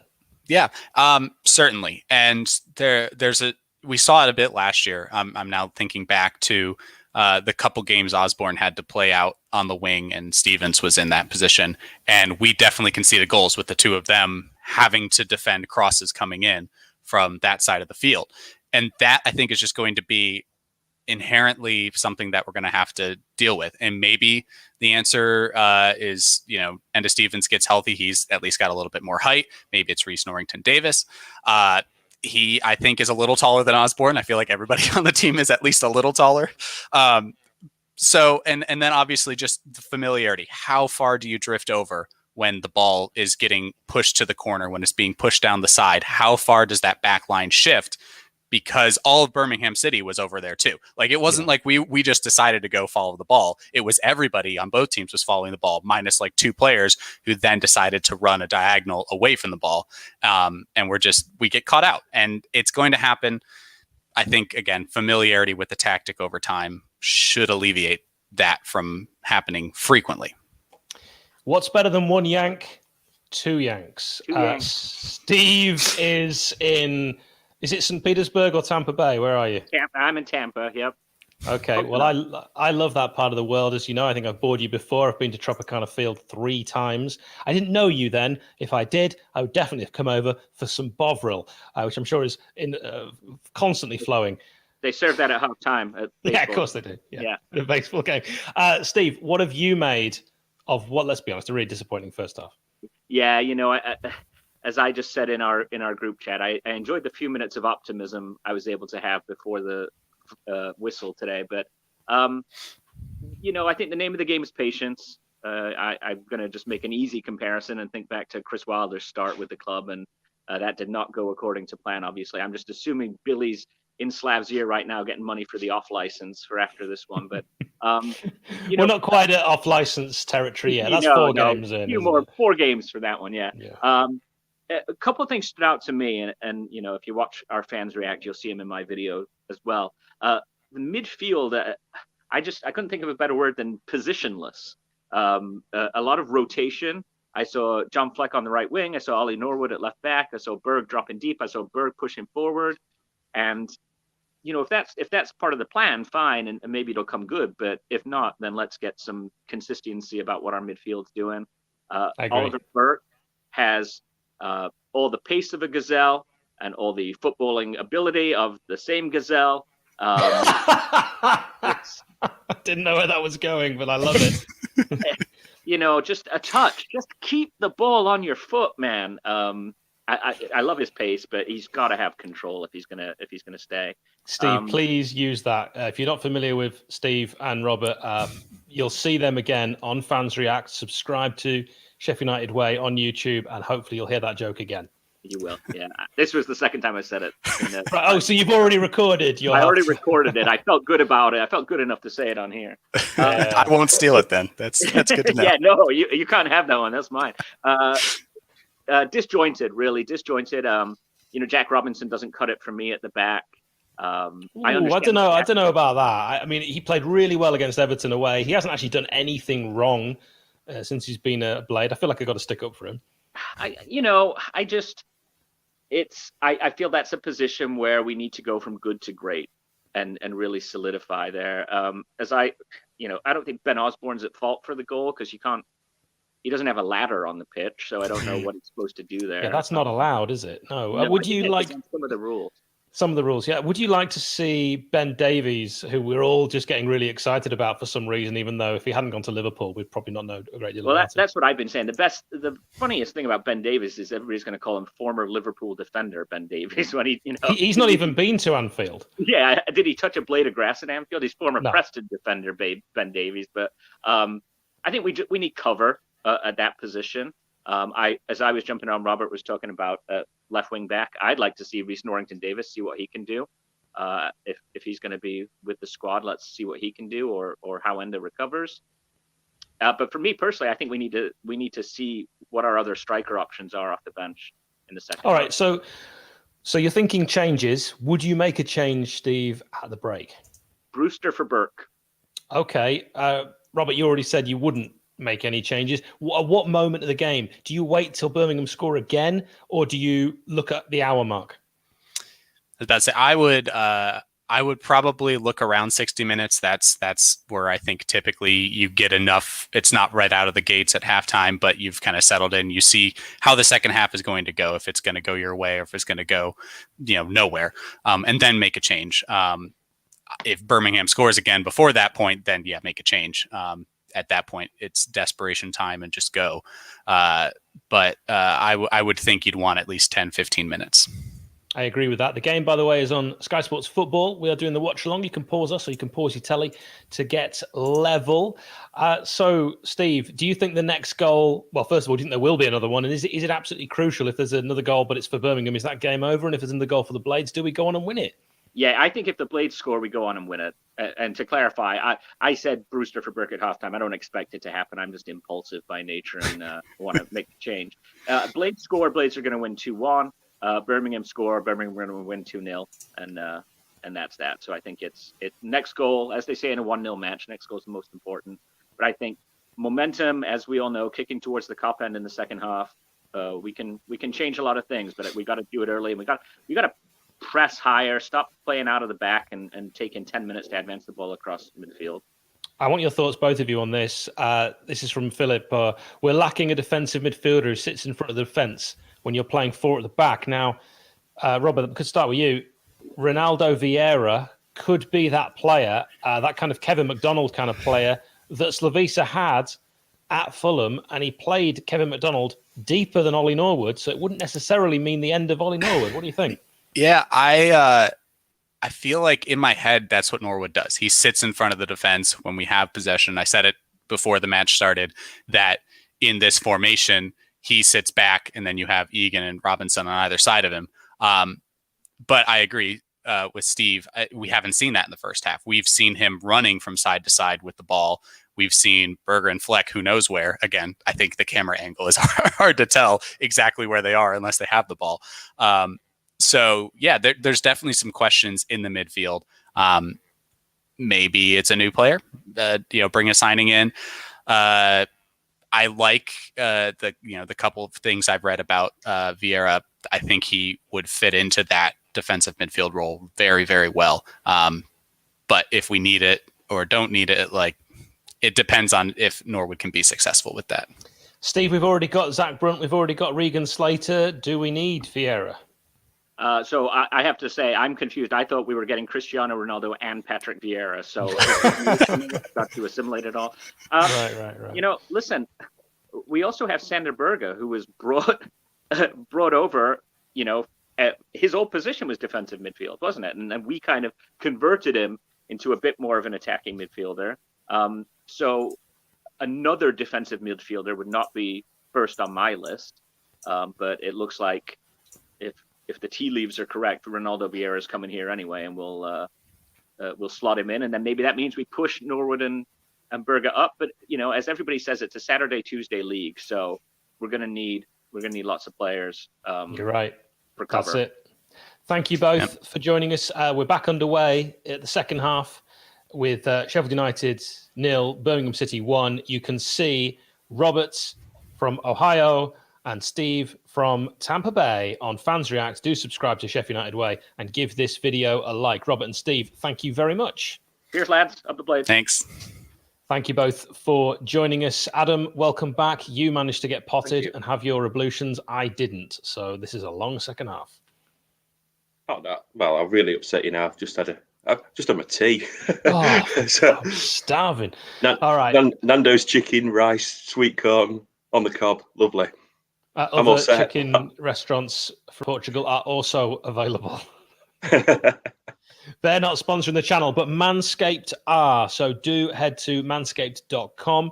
You can use the promo code TSUW for the Chef United Way and get 20% off and free shipping. The newest thing that they've launched is the 4.0. You heard right, the 4.0 lawnmower all across Europe.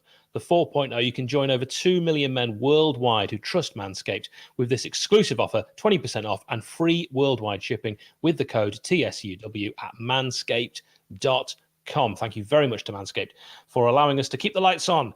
And I don't look yellow anymore for some reason. Again, I've done nothing. No idea. 46.51. If you want to get level with us, you can pause your TV. If it's ahead, you can pause us if we are The Blades looking to attack early with George Baldock. It's asking a lot of him, though. He does really well to keep that in and get a ball across the face from the right-hand side. And actually, he's done so well, the Blades will actually win a throw-in just beyond halfway, which Baldock will take himself. Adam, that was great running. It was, because it looked for the world that had gone out. I thought it was a good yard over the line, if I'm being completely honest, looking at that. But great to see George Baldock getting forward, what he does best. And he was forced into it, but an early ball in, that's what we're missing. George with the early balls in. Last year, too many times, got in a position, check back on yourself, go around in circles, get to the byline again. Now let's have another wander back 12 yards out and take somebody on 43 times, then think about putting a cross in. So, ball played back to Aaron Ramsdale. The Blades have started this game as I feared they might, which is exactly the way we ended the first half. So far, it's possession and Birmingham, the ones that will probably get the tireder quicker. It's always a bit harder when you don't have the ball, chasing, and they're carrying on, Adam, that press, which is very much as soon as we get the ball, there's a Birmingham player right behind. They've got something to hold on to, though, haven't they? Their game plan, from Birmingham's perspective, has worked perfectly. Hopefully silenced a raucous Bramall Lane crowd, kept pressing, got a goal up, and it gives them something to really defend. So I think the first 25 minutes of this half are crucial. I think if we get to 70 minutes and we're not back in it, then it starts to get edgy. Here's a chance on the left-hand side. It's Ben Osborne. I thought he was going to whip that in straight away, Adam, which is why I interrupted you there. So carry on. That's right. So anything up to 70 minutes, 1-0, we're still in the game. I think when you start to get 75 and then on to 80, it becomes desperation, and we're probably open to conceding a second if that happens. But at least Moose lost out, but it is brilliantly won back. And Didsey maybe took too many touches there before he got the cross in. I thought it was maybe one touch too many, and it's caught by the keeper for Birmingham City. And that was an opportunity there, Adam. It was. Yeah, just one, like you said, one touch too many from Didsey. Needed to look to either fire that across goal or even a bit like Burke in the first half, hit it early, see what happens. Could have come back off the keeper, people following up. Completely agree. Didsey doesn't often make the wrong decision. For some reason, there just slightly held it too long. But then again, he makes another poor decision. Ball came down to him on the volley, decided to pass first time, straight to a Birmingham player, but Chong can't keep hold of it. And this is a chance for Burke to send him. And he does send. Ollie Burke puts a great ball in. Oh, the keeper's fumbled it. And Moose read where the ball was going. And of course, if he'd actually checked back, not his fault, but if he hadn't been so alert to where the ball was going, he'd have had a tap in. He would have done. Did he stay on side? Oh, he got a little. He did. He did stay on side. He got tripped actually, and then he slipped. I'm worried he's done his hamstring there. I mean, as we know, with Lys Mousset, it doesn't take a lot to injure him. The studs slid as he planted his right foot. Then the studs almost slid like he was. He's done. Well, he's done. He's done his hammy. I think that is an absolutely devastating one for Moose, because he's had no full 90 minutes as a Sheffield United player, and I thought, here we go. This might be set a marker down for the rest of the season. Have your 90 minutes. But who's going to replace him? That's the question. Pop it in the comments. Who would you like to see replace Lys Mousset, who's actually played quite well? And that's not what I wanted to see at all. Real shame. Yeah, he just went too far. Yeah, I don't know if that's the hamstring's gone or whether he's just jolted. If he's just jolted it slightly. It's better if it might not be as bad as it looks. Because it's his right leg, which is his shooting leg, and otherwise you think he could carry on hopping. Who would you bring on to replace Lys Mousset? I would go Billy Sharp personally. In the comments, Michael Johnson agrees with me. Naylor says Sharp as well. Jeff says Sharp, although I think you're referring to the Sean Bean character. Brewster is probably who it is going to be. So, Brewster is someone that if he gets a goal early under the lights at beautiful downtown Bramall Lane, as we said pre-game, Adam, it could kickstart his entire season. And who knows? Maybe this is the luck you get. Luck from Brewster's point of view, not from Moose's. I don't want anyone to misconstrue that, but you get thrown in earlier than he would have done. He gets one goal. We could be laughing at the end of the season, a season which sees Rhian Brewster as top goal scorer. Absolutely. And I think Brewster is the right change. I think Brewster coming on for Mousset, it gives you Billy Sharp to come on for Burke if it doesn't work in the next sort of 15 minutes or so, 65 to 70 minutes, then give Billy 20 minutes. And it also, Billy Sharp, when he's, why not me? Excuse me, boss. Why not me? Yeah. You know, Billy doesn't like to be told, you know, you're not the man to come on. So we saw against how he performed against West Brom last season. When he's fired up, he will be the Billy Sharp of old. Billy Sharp has said on social media he is fully fit and he's ready and raring to go, and he looks as fit as a butcher's. This is a round of applause for Lys Mousset. Okay, it's not a standing ovation, but I think he's played well. He looks to be the Lys Mousset of old, not of last season, but of the season before, in patches. I want to succeed. It's brilliant to see. So you could just see Mousset came off, Brewster come on, and you could see the fans stand, and there was a roar for Brewster coming on. That will do him the absolute world of good. The fans have got faith in him. I love that, and you're absolutely spot on. Adam, how much of this current scoreline, if any, I'm not saying it is, I'm just playing devil's advocate. Hang on, I'll come back to that. Chong gets a chance to get a shot away on his left. And I think that was always rising again. He didn't look comfortable taking that shot on 53, and it's gone over the bar. How much do you think, if any, the crowd being here is actually affecting the Blades negatively? Not much at all at the moment. I think that the negativity can breed positivity. I know that might sound a double Dutch thing to say, but if we look back, the players are behind the groans at Bramall Lane. We've been there when it's been groaning, and they get the ball, they give the ball away, and it's like, come on, get behind them, really give them that support. So it isn't toxic. It's never really toxic at Bramall Lane. So the fans will be behind them today. There's no question of that. Here's Brewster. First chance. Yes. He's got past his man. He can get a shot away. He held on to it a bit long. Could have passed it there as well across the face. I thought he might have taken a bit of an earlier shot or cross. Yeah, should have hit it early, but great positive sign straight away. Absolutely. Really positive. Lovely turn. If he just gets something that goes for him, hopefully now, because we can't hear it, the crowd are really getting up for it and getting behind him, because he won't have ever played properly in front of a real Bramall Lane crowd. And hardly any of these players that were with us only last season will have done, unless they came with other clubs, have actually played in a full Bramall Lane, the signings from last season. So hopefully they're seeing what a Sheffield United crowd can do. And you know as well as I do, we get one, that place will be rocking, and we'll get two. Absolutely. Like we're going towards the Kop, they'll suck it in.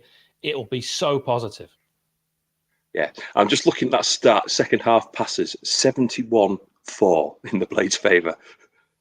Yeah, but we're not doing anything. We're not going anywhere. We're not doing anything with it. I don't care about possession. Let's actually get some decent shots on goal. We've had two opportunities already in the second half, and both players, Didsey and Brewster, dilly-dallied on the ball when they could have done something more with it. True. Here's Birmingham. Looking at Brewster, do you think he's bulked up? I do, actually. I was about to bring that up when he next got the ball, but Birmingham have had now double the amount of passes in the entirety of the second half, and we've had 10 minutes of it, and this already looks dangerous with the ball switched. It's going to go over Baldock, and he won't actually get there. I don't like this at all. A really good delivery, and that should have been a second. What a chance for top scorer last season with 8 goals, Lukas Jutkovic. It was a brilliant delivery. The Blades look so susceptible. Birmingham have had 2 really good opportunities in the whole game. They scored 1, and they looked like scoring a second. And this is something we're going to have to address as the season goes on, because that was far too easy for both the cross coming in and for Lukas Jutkovic to beat his man and get a poor header in the end, but to get a header on it. That was dangerous. Yeah, Steve's favourite player, Jackie Longthrow, being beaten to the ball there. You know, I think he's. Steve's comment at half-time, I thought it was incredibly harsh. But, well, it's nice that you were able to listen to them while having a pee and eating. I'd love to have done that. But Jackie Longthrow, for me, is a left-back, and he played left-back at QPR. He played left-back at Liverpool. I know he can play centre-back, and he's done really well when he has, and I have stuck up for him. But I do see him more as a left-back. And were he playing left-back, who knows what would have happened with that first goal, because he's got the height, and actually it's quite good to have a tall left-back. It's not actually that common. Here's Didsey on the left-hand side. We're on 56-30, if you want to keep up with us. Can he get a ball in? He can. He's going to shoot. He's going to take a pop shot. I don't think that was the right option. Again, it's got to be some speculative effort to score from there. And we said it in the first half. We want to see team-worked goals rather than pop shots where 9 times out of 10 they go wide. the only intelligence of that shot is that he's dipped it to sort of try and land a couple of yards in front of the goalkeeper on a greasy surface, and seen players following in on the back of that. So I think that's the reason that he went for goal, and it wasn't sort of a blazed 10 yards over the bar kind of shot. It was into the turf, hopefully going for a ricochet. So it wasn't the worst effort in the world. He's got football intelligence, no question. Dizzy, possibly the most football intelligent player alongside Berger that Sheffield United have. Chong, really good ball. Should be two. Trouble is. I think that's offside. Or offside a push. Or a foul. It's not given, I know that. And this is the great thing. No VAR, no VAR, no VAR, no VAR. So that is not going to count. It was great play from Chong. Gets past his man. Just stands the ball up. It is a clear push. Referee spotted that really well. It wasn't the goal scorer, Colin, who would have had his second of the game, and that'll probably not happen all season, coming from right back. But wonderful header. I tell you what, if you're a Birmingham City fan, you're annoyed at that push because it didn't make any difference. Colin would have won that anyway. Yeah, was it Jukovic on Ben Osborne? And there was no need to foul Ben Osborne. No need to foul. Ben Osborne's not going to win that header. Now, here's Berger. Can he get a ball in? I thought he was muscled out of that one, and it's going to roll for a goal kick. Again, what we're seeing here is when the Blades come forward, we've had opportunities to put the ball in the box, and we've waited just one touch too long. Birmingham aren't doing that. That's right. And that's needless push. We're seeing it again. I'm very grateful that Lukas Jukovic made that poor decision to push Ben Osborne, because that would have been 2-0. And I think that would have been heads dropping. I think what we're hearing from the chat here, and please correct us if we're wrong, the atmosphere is good at beautiful downtown Bramall Lane. Do let us know. We can't hear it. We're not there. We will be at plenty of games this season, but we're not there today. We wanted to bring this to you. And thanks to each and every one of you that's joining. Please hit like. And if you haven't yet, subscribe. We're very close to 13K for the Sheffield United way.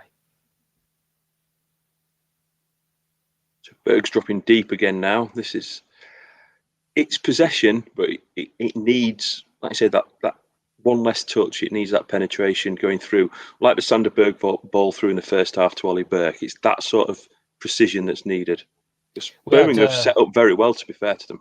Exactly what I was about to say. They have set up with a game plan that they are playing to a T. They'll have come here and said, if we can nick one, we'll hold it and take them on the break. Here's a chance for Sheffield United to break with David McGoldrick. Referee saying it went out for a throw on that left-hand side, and I thought it did. The atmosphere is good, but someone needs to mark on our left side. I could not agree more.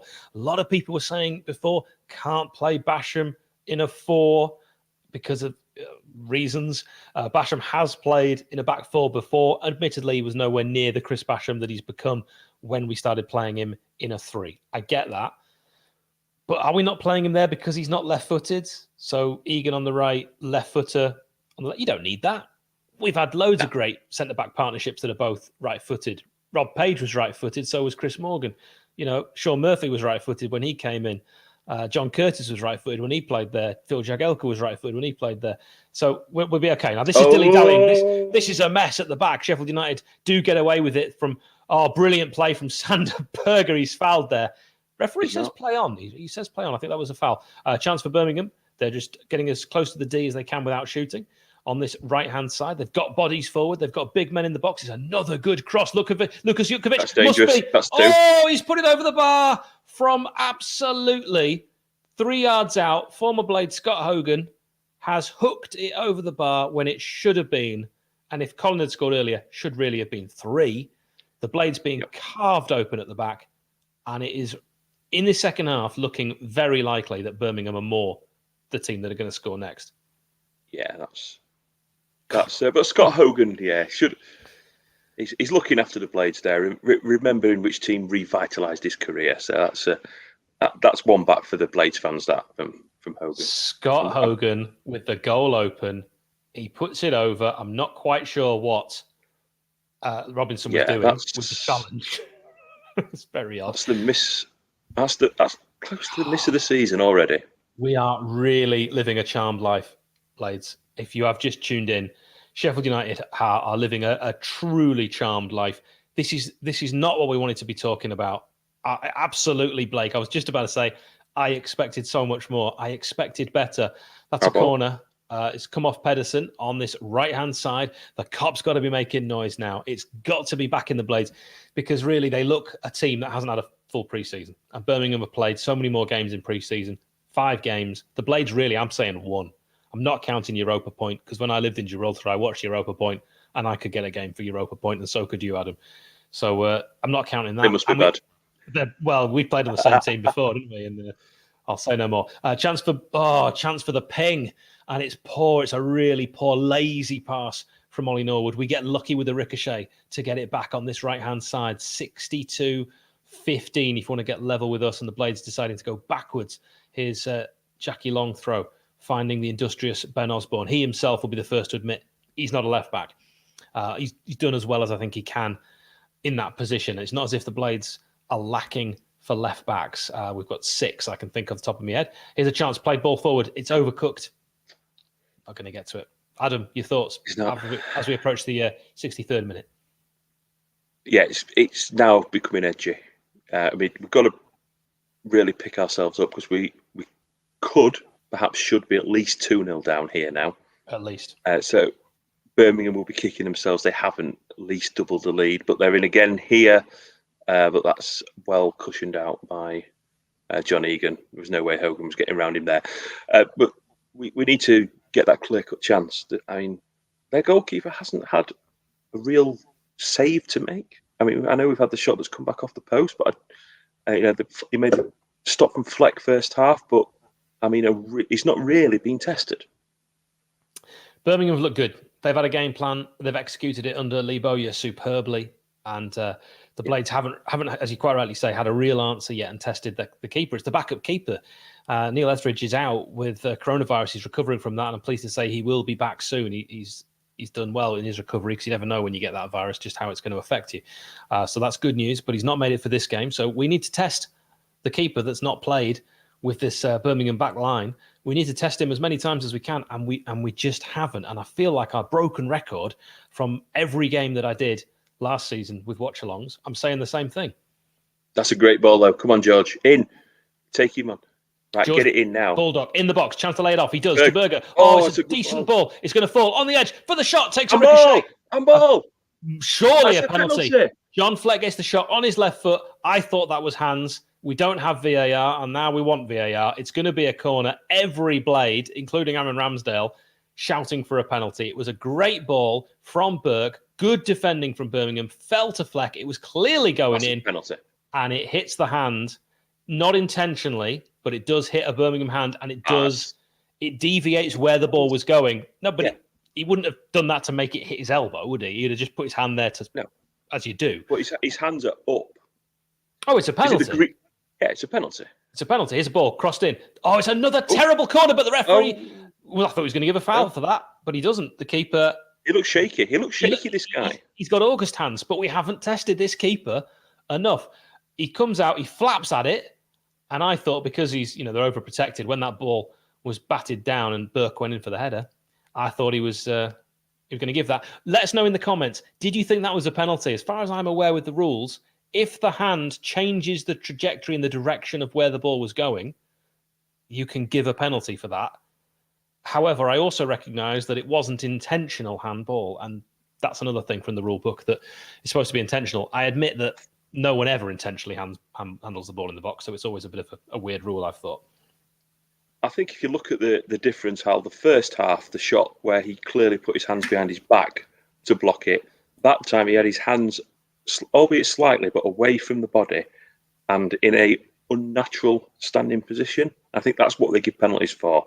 So had that gone to the dreaded television system, it would have been given. No doubt about it. The stats man knows. Now, we've got a free kick.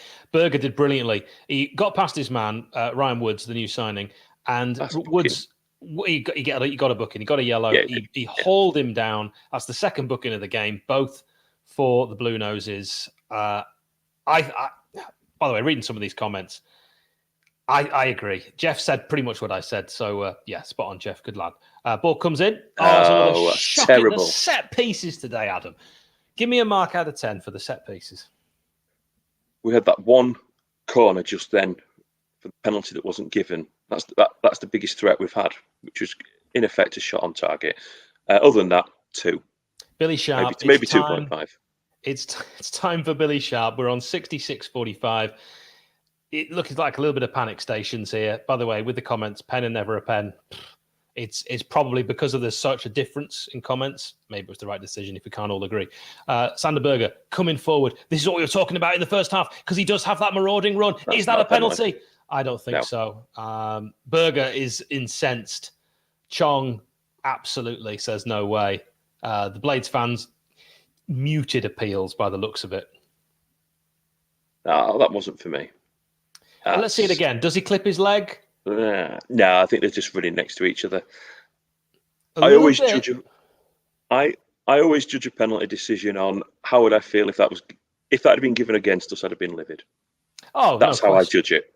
That's how I judge a penalty, though. Trying to be objective, that's how I judge a penalty. No, they just clashed arms, and Sander should be stronger there for me. Put your thoughts in the comments. Was that a PK, as they say in the States? Luke says pen all day. Simon says no pen. Scott Hogan missed the open net. He's going off. And Jonathan Lecco, very exciting live wire talent, is brought on. So it goes from bad to worse. This is not who I expected. This is not who I expected to go off. Adam, your thoughts on Fleck going off and Billy coming on? Well, this is going to, what sort of formation is this then? Is this Didzy dropping back in? Didzy into midfield? It's Didzy in the 10, maybe. By the way, because we've got Mikael, who says, my fellow Norwegian Sander Berger will keep you up in the championship. Can you tell us how to say Sander Berger's name by writing it phonetically? Because a Norwegian who joined us previously at the end of last season said it was pronounced Sander Berge.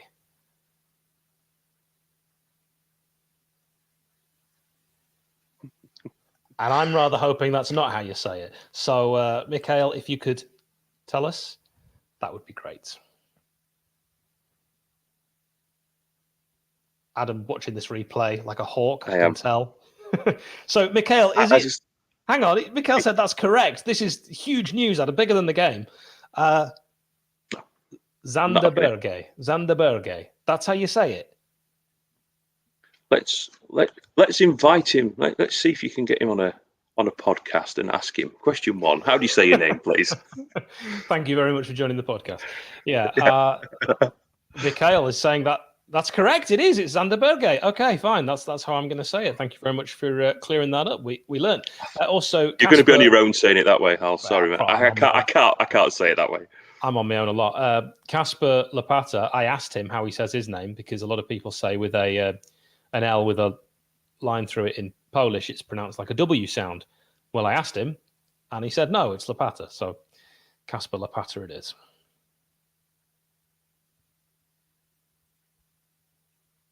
Seeing Birmingham now with Chong on the side, just getting instructions from Luboya as we approach the 70-minute mark. We're bang on 70 now. If you want to get level with us, you can pause your TV, you can pause YouTube if you're watching that way, and Facebook. And now we're on Twitch. Please tell other people who use Twitch all about that. For every watch-along, we will be on Twitch. We're also doing watch-alongs for Swansea and West Bromwich Albion. It'd be great if you could join us for those. Please do give this a like. Oh, he was going to give that as a foul, but he didn't give the handball. He's giving that back.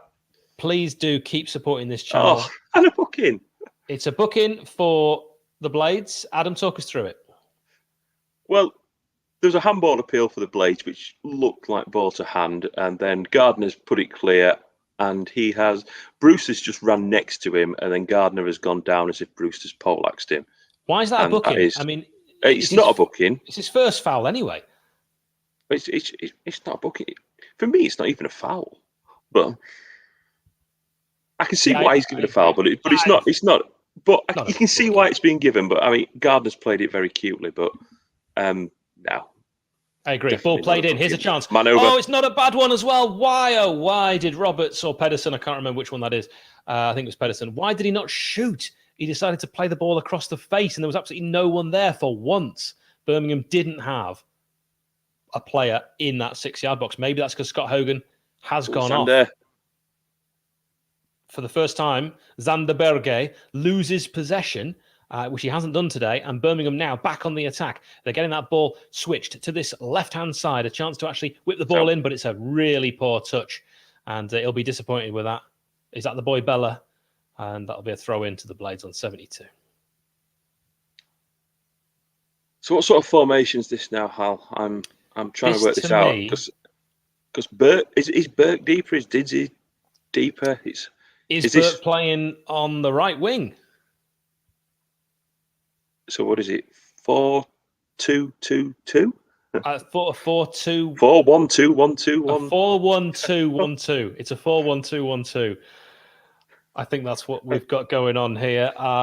Thank you very much to each and every one of you that has been joining us. Chong has gone off initially. He had a discussion with Lee Bowyer about his physical fitness. He's gone down again, and we could be seeing, which you often do see at the start of the season, a player going off with an early injury. Chong's been fantastic. If you're a Blue Nose watching this, I have to say, you've got a real star there on loan from Manchester Red. So they'll have to make a change. And we will see the third, I think, Sunjic, who was actually reported he was going to be out during the whole week when I was following the Birmingham team news. He's made it, passed the fitness test yesterday, and he's now going to be brought into the fold in the 73rd minute. Nick, Brian, guess where he is? I'll give you one guess. Adam, I need water, talk. Well, we're at that 73-minute mark now. It is now feeling a bit desperation, panic stations for the Blades. We need a goal. If we've got aspirations of winning this, we need a goal in the next 5 or 6 minutes. We can't really afford to get to 80 without getting on the score sheet. But it's Birmingham who are looking more likely to get a second than the Blades getting an equaliser, if we're being completely honest. Oh, Ramos comes out and punches. That was a really decent ball in from Birmingham. You're right, Adam. The pressure is just... It's when it's on, because it's not constant pressure. The Blades have had far more of the ball. But when Birmingham are attacking, they look like they know what they're doing with it. They look like a seasoned championship team, which, of course, they are. They are indeed. And I'm just looking here, that torrential rain seems to have hit where I'm in Wakefield. So I'll keep getting flashes across the screen, which is not very helpful at all as I'm trying to watch the game. Brian, you are correct. Nick has left us. Not at all. He was always going to go. He's seen to get older. Ball thrown in, really good long throw there. Jackie Long throws have been excellent. We haven't seen Jackie Long throw actually get an opportunity to take a long throw today. The industrious Ben Osborne does really well in that unfamiliar left-back position. He only played there against Doncaster Rovers in pre-season. He didn't play there against Europa Point, where we played 3 at the back. Very hard to tell, of course, in that game, if that was something that's going to work better. I did like what I saw from Kasper Lapata, I must say, in his 2 brief appearances. I know it is brief appearances in pre-season, but he actually looks exactly what we need. He's the kind of centre-back that we've been saying every set piece we don't have. And I mean that in both ends, because he's so tall. He's 6'6" if he's a day. Should we blame Nick for the defeat then, for not singing loud enough, not chanting loud enough? Let's blame Nick. Him and his soggy beard, because the rain is That's really the ball. coming down. It is a ball. And the header back from Burke was to absolutely no one. You think if that ball had been played to Billy Sharp, he nods that to a strike partner, but Burke did not look comfortable with the ball in the air. Here's John Egan, who's always comfortable with the ball at his feet. I've got so much time for John Egan. So glad he wasn't snapped up. So many rumours over the past few years linking him with the likes of Everton, and he hasn't gone, and I don't feel like we need to worry about him going. There hasn't been talk this pre-season, and he seems committed 100% in his second spell at the Blades. Here's George Baldock at 75th minute now. He's on the right-hand side, hasn't taken that chance to cross yet. Again, I think delayed it. I think delayed it again. Because when he finally put the cross in, Bella got that touch, and Billy was never going to be able to do anything with that. Billy now wearing the captain's armband. And so he should be. He's a leader. It's not sentiment. I think he galvanises the squad. He gets them going. Do you change your captain mid-match? I've always, unless you're substituting the captain, then I don't know. But Billy's club captain, and John Egan is second in line, isn't he? Yeah, or maybe Norwood could be captain sometimes, but I think Egan is definitely second in line at the moment. Free kick to the Blades in their own half, just over halfway.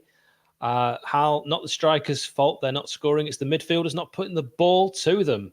Yes, I don't recall at any point saying it's the strikers' fault, but you're absolutely right. I've been saying that for 38 games last season, that the midfield, the creativity in the midfield is what we're actually missing. Alan, reviewing the stream, thank you very much. I know you're only joking and talking about the game, but it is poor. Ollie Burke has not been great today. I don't think, again, it's his fault. I think if you play Ollie Burke as a winger, I think we'll see a really different player. he's not a striker. He's never been a striker. And I think when he was brought to the club, it made sense because we were going to hit teams on the break in the Premier League, and he's got that pace over the top. Now we've got to take the game to opposition. It doesn't make as much sense. Certainly not playing him as a striker. We saw against Doncaster, missed that open net. We saw even when he scored against Manchester Red at Old Trafford, one of the worst shots you've ever seen, and he did it twice. He doesn't look like a natural finisher, but I think he's got a cross on him. So I'd like to see him play wide right if we're ever going to play that formation. Well, this is it, because we said Osborne's not a left back, and he's been playing at left back. Absolutely. As Birmingham come forward here. Oh, he does brilliantly there. Yeah, well done, Ozzy. Gets that tackle in, and we've not seen enough players get their tackles in today. That was quality from Ozzy. I've got a lot of time for him. But Burke for me hasn't done it today. I'd have taken him off earlier. Again, not his fault. I think he's being played out of position. McBurney's coming on now. So, what do you think about Ollie McBurney? You a fan? I am. I've got. I think particularly in this league, he's like Brewster. He breeds confidence. But bar a short spell last season when he perhaps didn't give everything, bar that he's always really given it a good go. And all right, he's not the most talented, but I think he will score goals. He's good in the air, and he is committed. I think he is. I sort of went off Ollie McBurney more due to sort of off-field situations. The drink driving, the alleged assault. I think that distracted away, and I think it was too easy for them to go, and that's a foul, referee. What you saw there was a header that landed straight at Ram's hands. No real concern there. Blades from Ramsdale's kick, launching that quick attack, and the goal scorer for Birmingham, Colin, when he saw the pace, when he saw the power of, as we said, a bulked up Ryan Brewster, he checked his man, he came across him, and on that left-hand side, body checked him, pushed him, a blatant free kick. I'm quite surprised referee hasn't brought a card out. He has. He just booked. He did. Good. Thought that was quite clearly a booking from my vantage point. My vantage point being the sofa. Ollie Burke has gone off. There was no real opportunity for any other player to be replaced. It would always be Burke in that situation because it had to be. Billy and Brewster, the other two strikers, are subs, and Didzy's playing deeper. So now we've got a lot of attacking firepower for first touch to dream of. Four technical strikers to dream of. Come on the pitch. Here's a chance. Another poor delivery. Really bad set piece. Every single one has been won by a Birmingham head. It was again. It falls at the second attempt to Ryan Brewster. A very difficult technique there for him. I'm not blaming him. He did the right thing, but it was way over the bar. Yeah, that's it. It's a huge 10 minutes now. It is a huge 10 minutes. We need to get something out of this game. I want to see the fans get behind. It was a comment that came in earlier. I can't quite remember who made it about this is now where we're going to get to see how good our squad really is. Because a lot of people have been looking at names on a team sheet, numbers. And when the squad numbers came out, I actually heard a Birmingham fan say, when I saw those squad numbers come out for Sheffield United, I wasn't as confident. Yeah, this is it, Steve. This is where we find out if this crop view of players have the needed never say die attitude that's needed to be a Blade. I think that's it. I think that's right. And then, of course, we did exponentially overachieve under Wilder quite quickly with the same League One group. And then they continued to overperform until last season. Are we now going to see a regression? Big questions to be answered. And the early signs in this performance are not encouraging. Yes, we've had more of the ball, but at no point have I been off the sofa thinking we're going to score. What do you think to the lack of youth as well, Hal? So there was lots of talk of Jukanovic were going to... Yes, but if you look at the matchday squad, there isn't anybody. Well, you don't need to give squad numbers to under 21 players. So but I mean, looking at not the squad numbers, but looking today. Sorry. So you haven't got a Norrington Davis. You haven't got. Well, Norrington Davis isn't fit enough. We heard to make this one. Right. Okay. Brunt could have been involved. Sariki's gone to Beershot. Jebison could have been involved, and he might go on loan. And if he's not going to play, he has to go on loan because he's got to continue his development. Here's a chance to play that ball through. It's again going to take an unlucky ricochet, but Didzy does brilliantly. Oh, and then he does the fancy flick. We're not at fancy flick time. I've got to say, Didzy, he's a fantastic player, as I said earlier. The best when it comes to football intelligence, along with Berger on the pitch. But he's done three things today, which I will say he will look back on as he's trying to get to sleep tonight and say, I made the wrong call there. Here's a chance for the Blades to rebuild. We are in desperation times, as Adam said earlier. I have to say, the way we're playing, you can't tell we're losing 1-0. No. It's too patient, and it needs to get that zip. Yeah, it needs some urgency.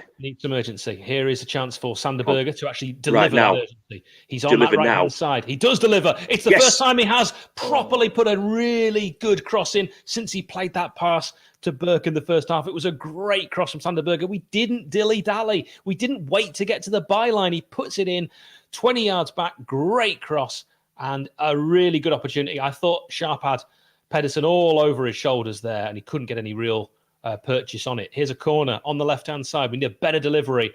No, straight to the keeper. Oh, dear. These set pieces. No wonder he's smiling. No wonder he's smiling. The keeper's had a dream day today, the keeper for Birmingham, because he's looked, the one time he was really tested, he looked like he'd get beaten if it was a ball of paper thrown at him. I don't know where that was going. I'd have struggled to let one in today. You would have done. Yeah, it just hasn't been confident in front of goal. It's something that's carried on from last season. Confidence goes both ways, and I'm very concerned that because winning becomes a habit, as we saw when we got promotion to the Prem, unfortunately losing becomes a habit. And I thought because we finished last season so strongly, and we did, form table-wise, I thought we might carry some of that on. You know, that wonderful win against Everton, that wonderful win against Burnley. I thought we might carry that on. We're actually looking like there's certain elements here that suggest to me that some of the problems that were there last season haven't been addressed. Unfortunately so. Ball played over the top by Bulldog. Didsey into the box, takes a decent touch, has a chance to get a cross in. Another corner, or is it a goal kick? I think referees actually said it came off. Let's give a goal kick. Well, to be honest, it's the same end result. He takes it down. It just didn't sit quick enough for him, and then it is. It kicked it into touch. He shanked it. He shanked it, and I mean, when Nick and I were talking about should I do the watch along or should I go, I was desperate to go to this game, and I was like, Nick, I really think I should go. I mean, it's going to be so great under the lights. I can't wait to be back. I haven't been back to Bramall Lane since that Norwich game. You know, we're 500 odd days away, and now I'm looking at it and thinking, I'm really glad I've not got a 4.5 hour car journey at the end of this game, because when you lose and you live as far away from Bramall Lane as I do, it feels every second of that 4.5 hours. Still, it won't stop me going as soon as I can. As soon as the watch-alongs are done, I'll be there, home and away. You'll see me, Blades, and if you do, come say hi. We're on 84-33. Chance for the Blades now. Let's get one. Come along, Blades. Berger. Come on, Tadder. Give it George. Give it George. He has to give it George. It's a touch too many again. Touch too many of them. He's spot on, Adam. Oh, he's gone past his man, Berger. Done well. He's still not delivered, though. Can he get that ball? He does brilliantly. He's fouled. That's a foul, referee, this time, surely. Clearly fouled by the Chelsea loanee, Castillo, the wing-back. Berger did really well. And he's getting a booking for that as well. Dominic has said, Hal and Adam, who's been man of the match thus far? I mean, Chong, before he went off, was excellent. I think Colin has had a really, really strong game for Birmingham. Gardner, don't like him, but he's done well. Chong for me. Chong is probably the one. Lucas Jutkovic cannot be man of the match simply because had he not pushed Osborne, Birmingham score a second. There's no question of that. So he's actually denied his team a goal with a needless push. So for that reason, I can't give him man of the match, even though he's won everything in the air. He's such a powerful unit. I remember first seeing him play in Scotland. I thought, this guy. But Chong's looked really good. You can tell he's from the Manchester United academy. He's not the Michael Twiss of the academy or the Alex Notman. This guy's the real deal. Or the James Wilson. In fact, we've had a lot of crap Man United loanees apart from Dean Henderson. Here's on 86 minutes, a chance for the Blades to make this 1-1. We need good delivery.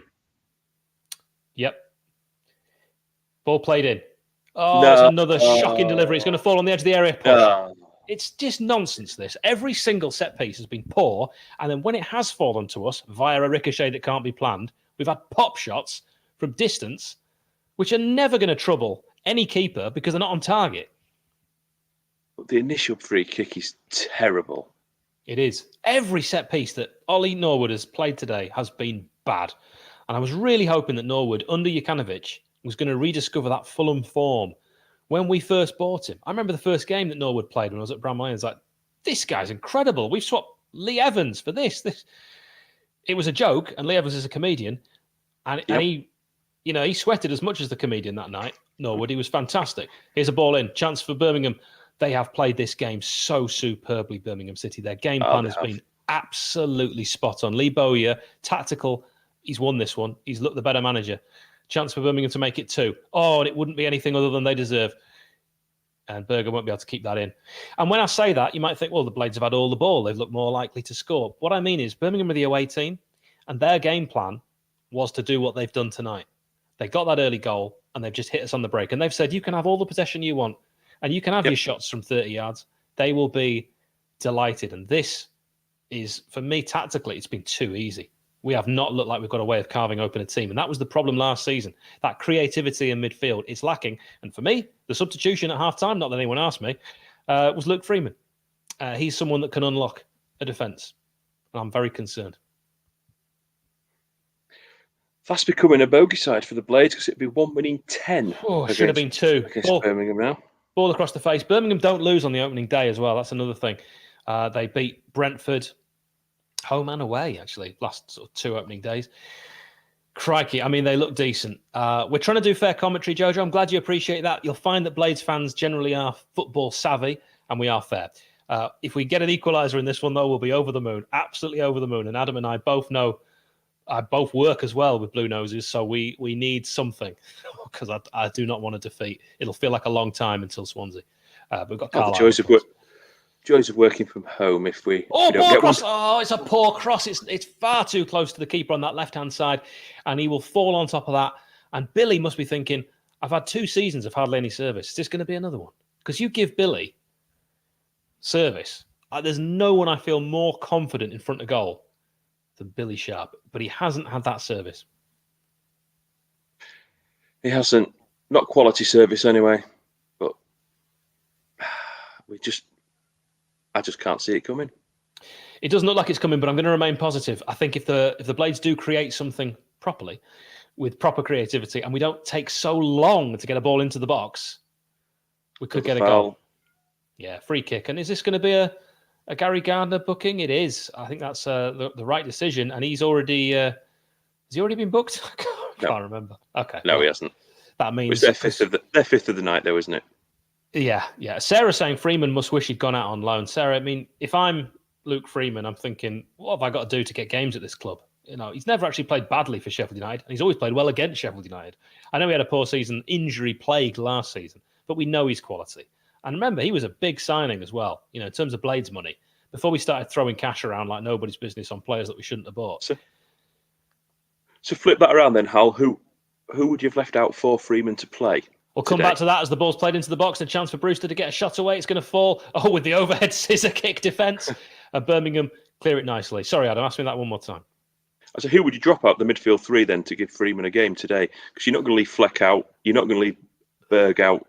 Are you going to leave Norwood out straight away when Kelevich knows all about Norwood? No, I play that 3, but I play Freeman in a 10. And then you could play Didsey, who's got that licence to roam, up with a proper striker. And here is Didsey looking to get that ball across to Baldock. It's a great pass from David McGoldrick. I'm not sure what Baldock was trying to do there, passing it back. Oh, Didsey thought about the shot. He plays it wide to 6 Ben minutes. Osborne. 6 football minutes are going to be added on. By the way, Jeff, thank you very much for saying you will subscribe. You are my new favourite person. If you're watching this and you haven't subscribed, please do consider doing it after the game. If you haven't got a Google account, set one up. It's free. Join us. We're bringing you this for free, and it'll always be free. And we're not asking for any cash. Here's a chance to get that ball in on the left-hand side. We've got 6 minutes. Finally a decent ball in, and a head injury. No, it's a head injury. It's a coming together. For me, he's fine. It's just a coming together. Well, Adam, I'll throw the question to you. If you were going to start Luke Freeman, what do you do? Well, it's tricky because as much as I like Luke Freeman, he wouldn't be in my first 11 at this moment in time. That's fair. So he's got to bide his time and get in. So he's made it to being sub.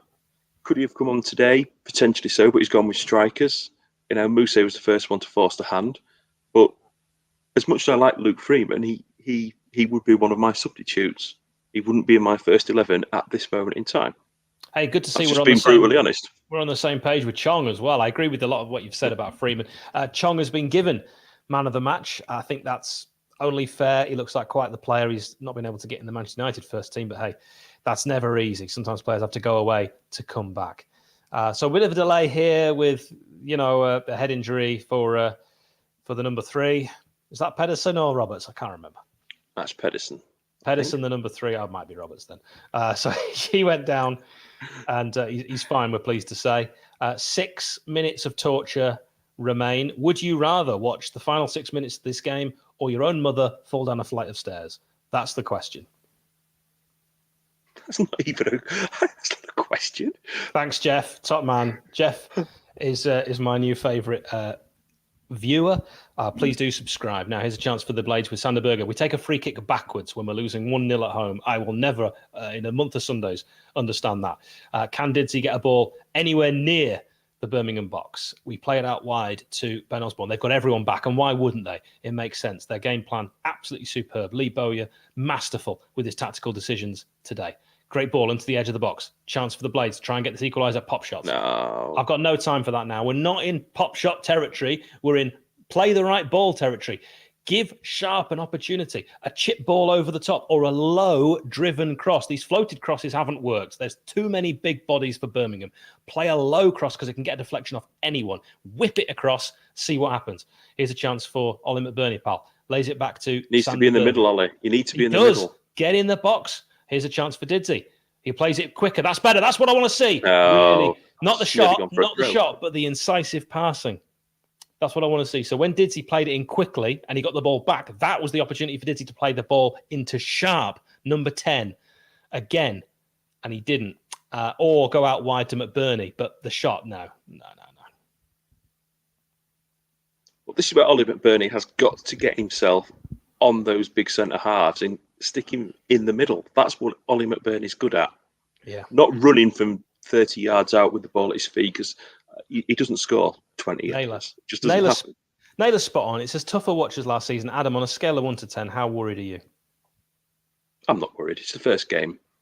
It's the first game. We haven't had much of a pre-season. We try not to put much emphasis on it.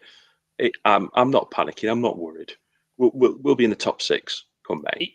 I love that, and I agree. We won't be covering every game this season. We're doing watch-alongs for every televised game due to legalities. Pedersen pushed straight into the hoarding by Billy Sharp. We're going to run out of time here. We're just going to run out of time. Yeah. He's off the pitch, so carry on. He's had a tough last few minutes, hasn't he? He's been really through the mill. It's been hard to watch. I've got to say, the Blades look so similar. Doesn't really seem to matter. Wilder, Heckingbottom, Jukanovic. It's been the same issues, the same problems, the lack of creativity. We're just not giving the strikers a chance. Those Birmingham fans will be absolutely delighted. I saw how nervous they were before this game. I read so many of their comments, and they played it superbly. They'll be delighted, and they'll go back down the M6, M1. I'm not good with numbers and roads. Geography. Yeah, geography is not my strong point. You know me, Adam. We've been everywhere together, home and away. And you know I can get there. I just don't know where I'm going. Yeah. Leave Reading and end up in Southampton. Oh, Reading. Don't get me started. When we left Reading, I was like, hello, I've got in front of everyone. I was doing some proper Jensen Button during Yeah, because they were all going the other way. Yeah. That's why you were in front of everybody. We were trying to go back up north, ended up in Southampton. It happens. It happens. By the way, thanks to all of you for your lovely comments. A few people have asked a few things about... Ozzy, come on. In. Oh, it was a great ball across by Osborne. Any touch and it's a goal, but it was behind everyone. Here's an opportunity for McBurney. Great play. Oh, and it's blocked. Berger. When I did right there, Berger. That was a chance to cross first time, and he did, but it got the block in. A few people asking me about separate YouTube channels. I'll not answer that right now because we are about to watch the Blades equalise in the final minute. Get everyone up. Get Jukanovic up. Oh, it's another poor delivery. Birmingham will be able to clear, and they do quite comfortably. Ref's going to look at his watch. We're deep into the 97th minute now. Rammers didn't come up. Maybe he knew where that corner was going to go. The set pieces have been a disgrace today. Well, that's not a great ball. Not a great ball, and it will be kept by Birmingham. Referee's just going to look at his watch and blow for time. Got Carlisle on the Tuesday. Come on. Can the Blades get something just before that? No, it's McBurney with a chance to cross. It took a deflection, and Birmingham again quicker to that second ball, and again quicker to that second ball. Why are you doing this to us? Last chance. Last chance. We're in last chance saloon. We're in the final seconds, the final moments, the final throws, the final inches of this game being eked out. Can Berger get across? And he does brilliantly. That's a foul. Blatant foul. He took a touch. He's not going to blow. He's got to give a free kick. It's blown for time. Blown for time. To be honest, it's no more than we deserve. Full-time Blades. I'm so sorry to report on that. Absolutely disappointment, channeled with regret, channeled with concern for how similar we look problem-wise to what we witnessed in the Premier League. What I would say is, Adam, thank you very much for joining us. We had a frightening start with technical difficulties because I'd hate to have done this on my own, but you have been wonderful with all your stats that you brought us and your quiz questions you threw at me because I got them all right, so I like them. So what do you do Tuesday, Hal, against Carlisle? Is it Tuesday? It's Wednesday? Tuesday, isn't it? Tuesday. Due to the lack of the pre-season, do you go strong and give them a game, or do you give others an opportunity? Are we able to give others opportunity? No, I think we have to go with what Jukanovic wants to implement so we can get more of a chance to work on it. Because really, we had to count this as a third pre-season game. I was very worried, and I said it in the preview, that we've had the worst pre-season in Sheffield United history, worse than last season, which was the worst pre-season in Sheffield United history until this season. 2 games, and one of them against a bunch of amateurs. It's not right. We didn't do it right. We need proper minutes in the legs because it's been such a weird season last season. It started, it had the break of the previous season, then a mini break, then a full season, then for some the Euros where they were away, then they all come back, then they only get a game and a half, let's call it, and then it's straight into what we know already is the most difficult league to get out of, the cut and thrust of the Championship, playing against teams who are seasoned, who know it inside out, with a brand new formation, with a new manager, and really you just had Doncaster Rovers with a bunch of trialists to work on it. It wasn't long enough. We needed to do something. The fact we couldn't organise another friendly as well, I know it's short notice, but I saw other teams organise friendlies at short notice. It doesn't matter who you play. You just needed to play someone. Should have got down to Geisley. Exactly. It doesn't matter. We needed to play someone. Yeah. There's plenty of teams who had friendlies called off as well where you could have got something together. I don't know if they're restricted in what they're allowed to organise in such a short window, knowing that the Norwich game was off. I don't know if there are rules due to these times that we live in where you're not allowed. But even prior to that, Europa Point, Doncaster, and Norwich, 3 would not have been enough. No, and even before that.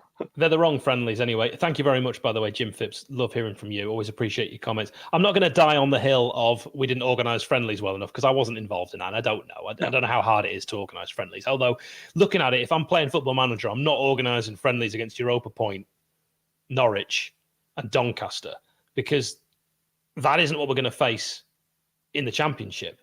Now, you can't obviously play against Championship teams, but what you'd want a complete mix. And I'd have said foreign teams, if possible. Again, Scotland was a bit of a disaster, but if it was possible with travel, I know it's quite difficult, but we did go to Spain. I'm sure we could have played Spanish teams in the second tier. And then so what was wrong with Rotherham? Why not play Rotherham? Yeah, but I'm thinking we played teams of a similar level to the Championship. Would have been what I was suggesting, and we were already in Spain. Cadiz was, teams like that. We could because we were right by Gibraltar. Could have played teams around that. Malaga, Cadiz, teams in and around Alcorcon, La Linea. You could have played all these sides in that small radius. Now, maybe it was completely impossible with the coronavirus. Probably. Maybe so. I don't know. But yeah, just seems like we've rushed it, and we're not ready. So you have to answer your question in a very long way, you have to play the first team against Carlisle. I'm with you on that. Right. Who's got player ratings? Who's got player ratings? I'd be interested. Who was your Blades player of the match, Hal, just before we go? Berger. Okay. I'm John Egan. You're saying Egan? Yeah. Well, we're Blades through and through. We're not too worried. We don't want to lose Rammers and Berger at the moment. I see that as success. I see that as a lot of concerns already. I'm sure all Blades will have those.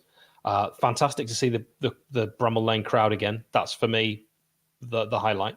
That's the best result. Bobby in the background, you've been absolutely incredible. Thank you very much. We will be back for Swansea. We really appreciate each and every one of you joining. If you haven't yet, please give the video a like and subscribe. Adam, really thought that you did a sterling job under the circumstances. Hopefully we can see you a great deal more. Catch Adam on our YouTube channel with Fans React. Until next time. Always a pleasure, even if the result wasn't. Absolutely.